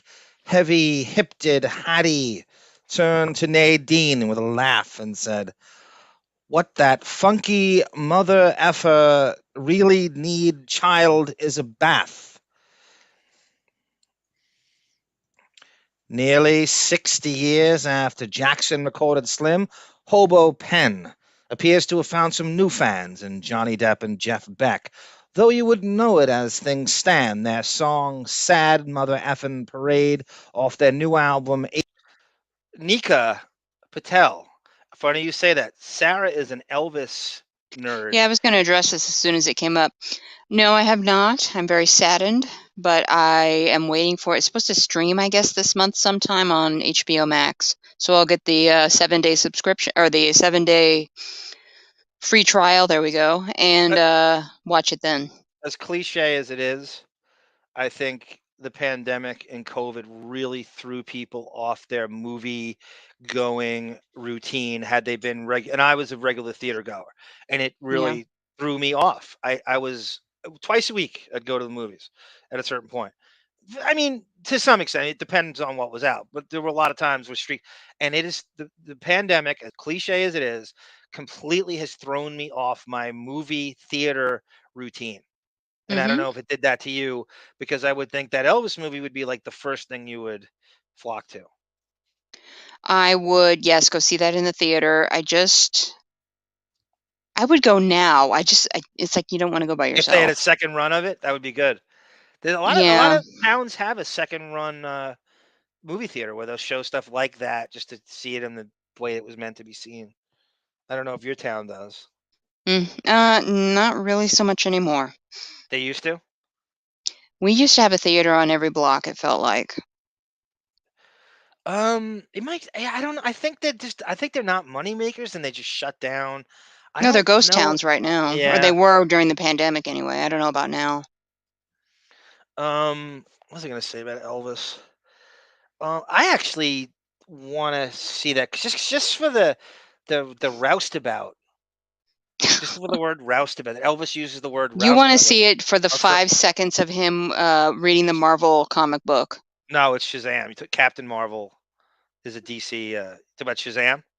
Yeah, why am I thinking Marvel? Because his other name is Captain Marvel. Okay, yeah, okay. It's the other name. Shazam is also Captain Marvel, aka Captain Marvel, and that's what he's called when Elvis was obsessed with him. And that's why his hair is what it is, right? It's modeled after. They say. 18 appears to pull numerous lines from Hobo Ben, including one that ostensibly gives the song its title. You better try to keep your ass in this corner of the shade, because if the man come, you make a sad mother effin' parade. Some of the lines quoted above, I'm raggedy, I know, but I have no stink. God bless the lady that'll buy me a drink. And what the funky mother effer really needs, child, is a bath. Also appear on Sad Mother Effin' Parade on 18. Sad Mother Effin' Parade is credited. Thank you, A. Smith, sir, for the 3-spot super sticker and all your kind offers in every way, from the get-go, from weighing in, from always being the Ricky Henderson in every Deppening chat. Now to Beck and Depp. There is no mention of Slim Wilson, Bruce Jackson, get your ass in the water and swim like me. The only two lines I could find in the whole piece that Depp and Beck contributed are big time mother effer and bust it down to my level. Jackson claims everything else is from Slim's performance in my book. I've never encountered anything like this. I've been publishing stuff for 50 years. And this is the first time anybody has just ripped something off and put his own name on it. Slim, it should be noted. Sarah, that's a pretty hardcore accusation. That's not playing around. That's not even subtle. That's saying you consciously knew. I mean, that's an angry accusation. Mm-hmm. So you want me to play you what it is? You can hear Depp sound like a black guy in the 60s? Yeah, go ahead. Mm-hmm. This will make you laugh. I think it's going to make you laugh. Because I don't know, when we had Bon Jovi on, we're going over this stuff. I don't know if we looked at this song. I don't think we ever really analyzed this one. This is just bizarre. The whole arrangement, when you hear this, it's just so, I want to hear what people think of this. By the way, Poonhound, damn the song, Brendan. Brendan's always going good back when I apologize. Hooper, have fun. What do you say? He's about to get some. He's about to get some puss. Oh, what is it? I got to go, everyone. Mrs. Hooper is feeling crispy. Have a splendid weekend. Use the skull ring on her, Hooper, and let us know how it goes. Counterclockwise skull ring. Use okay, so this is. Let me see. Okay, so I'm going to play now the side by side of the song that Depp and Jeff Beck did, and by the way, and I said this one of our in the WINO thread. It was a thread on Radio Gunk. That's like, well, Depp thinks he's Keith Richards, and I said, well, who does Keith Richards think he is? And I said, the Blacks. Because the Rolling Stones have been mightily accused of plagiarizing old blues black guys stuff. Zeppelin, yeah. Zeppelin too. It's just like Zeppelin. But the Stones has a thing, and it doesn't get nearly enough traction. It's pretty legit accusations that this is what these guys do. And We've already got a copyright, so go for it. It's like a stand-up comedian, a famous, huge stand-up comedian who steals material from a local guy who thinks he's not going anywhere. So he goes through Pittsburgh and steals a dude's riff or chunk or line and takes it to LA or New York and thinks, well, this guy's stuck. He's not no one's going to know. This local gives a shit.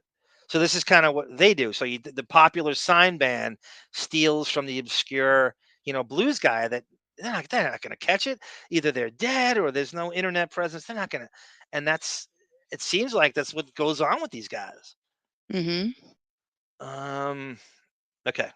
So the first one is the Slim Wilson poetry reading, spoken word, whatever you want to call it, floss, and then Depp and Beck after it.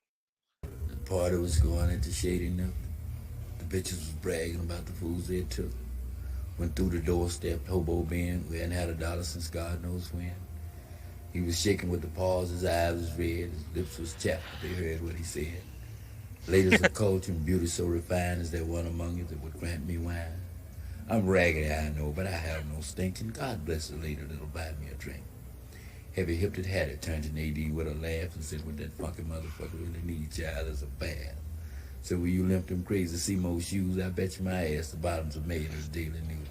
Say, get moving, motherfucker, before I call the man, cause if I had a dime, it wouldn't reach your hand. So Lizzie Lou, of all the dames that hawk this game, now there's a tramp just for you. Lizzie Lou was 4'2" and weighed 555. The fat funky motherfucker was an answer to a hippo's ass. All right. Sounds like what? Almost like a Howard prank call or something. Yeah. Like a I don't know, like a drunken Riley Martin. And so this guy's thinking like, well, so Depp and Beck apparently took this and put it to music, thinking maybe nobody would know it, or it's like an almost probably. And so Nika Patel's like, do you believe Thompson was involved in snuff films? I don't know, Nika. I hope not. I don't know. He's not in the 70s. Who knows? I hope not. I don't know. The 70s was a scary ass decade. Yeah, missing children, snuff films. Yes. All right, so I'm gonna play. She sat there speaking with a southern drawl. A little more of this, and I'm gonna jump to Depp. Shut up, hoes and people like. I only listen to you spill because I was. Good for you, Lauren. My movie watching in theaters is still going strong. Saw Nope, Black Phone. By the way, how much, Sarah, you showed me this. The Ethan Hawke mask, how much does that look like Howard? Like Howard's real face. I know, I put the wig on it. Oh my God, that was so good. You got to show people that maybe this weekend. I'll put it on the in the community tab on the channel on YouTube. Oh, it's so eerie. Howard's real face looks like this Ethan Hawke mask in this Black Phone movie. Raised people like, but I think you've said enough for one motherfucking night. Knee deep, you low down, scroungy bitch. You're sitting there like a dog with the 7-year itch. And look at you, Hattie. I brought your mother from the house of God to the house of sin. And if you tell the truth, bitch, I broke you in. You hoes laying around here with the wino shakes and the nipples itch. WINO. Fine Drug of Stone. Yeah, I know. Hear that? That was good. All right, so now I'm going to jump to Depp, right? Depp and Beck. Depp basically does an impression of this Slim Wilson, and he sounds like and it's pretty good, his impression of an old black guy with a grizzled voice, a jaded old black guy reciting philosophy and poetry, but set to Jeff Beck's guitar, I suppose. You can't sell enough ass. Motherfucker, boy, I call him man. Big time motherfucker. Cause if I had a dime, I wouldn't reach your hand. That's Depp, Sarah. Oh, all right. That's Depp. Now, I want you to really focus on his voice because you can hear it if you really just tune. This is Depp, and it's pretty talented. But again, it's digitized. But he's doing a nice job here. But it's plagiarism. This guy did not give public domain to his shit, lest you think. Big time motherfucker. You're sitting there like a dog with a 7-year itch. Big time motherfucker. You can't sell enough ass to make a bed rubber rich. Sad motherfucking parade. Big time motherfucker. Funky motherfucker. Shut up. Big time motherfucker. Big time motherfucker. Sad motherfucking parade. Busted down on my level. Big time motherfucker. Ain't had a dollar since God knows when. Big time motherfucker. I'm raggedy, I know, but I have no sting. You can tell his voice now, we're right? done. Okay. So you can hear the similarities, right? I mean, it's like he's basically reciting what we just listened to in this song. But however, what? I would like Depp to take that tone and whisper that in my ear. So you're giving him a pass. You're giving him a plagiarism pass now. This is No, what this guy not can at get away all. with. The This is guy- power, hypnotic power he has over you. The guy needs to get his copyright money and have a very nice life with that $10. I know. Is this another lawsuit? Could you imagine another fucking lawsuit? He just throws it out. Just bring the guy on the album or something. It's not Depp's. I'm not. God bless a lady that'll buy me a drink. Get it? Motherfucking parade.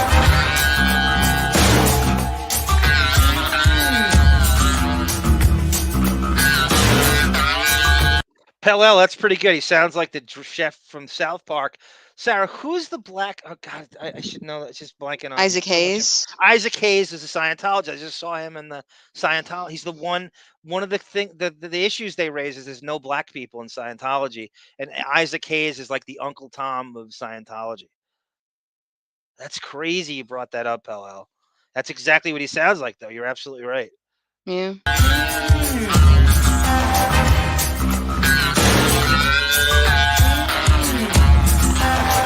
I don't hate this song. Bragging about the fools they took. Big time motherfucker. Shut up. I was raised to be polite. Big time motherfucker. And I think you said enough for one motherfucking night. Big time motherfucker. Sad motherfucking parade. Big time motherfucker. All right, honey. Sad motherfucking parade. Big time motherfucker. Sad motherfucking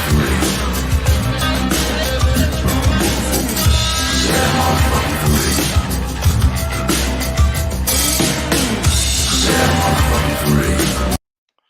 All right, Is that- honey. is Pop that that not- Cialis. and let's go for a lap. Lauren Marie is a great point here. It sounds like something Tom Waits would put together, except for the swearing. That's Yeah. exactly right.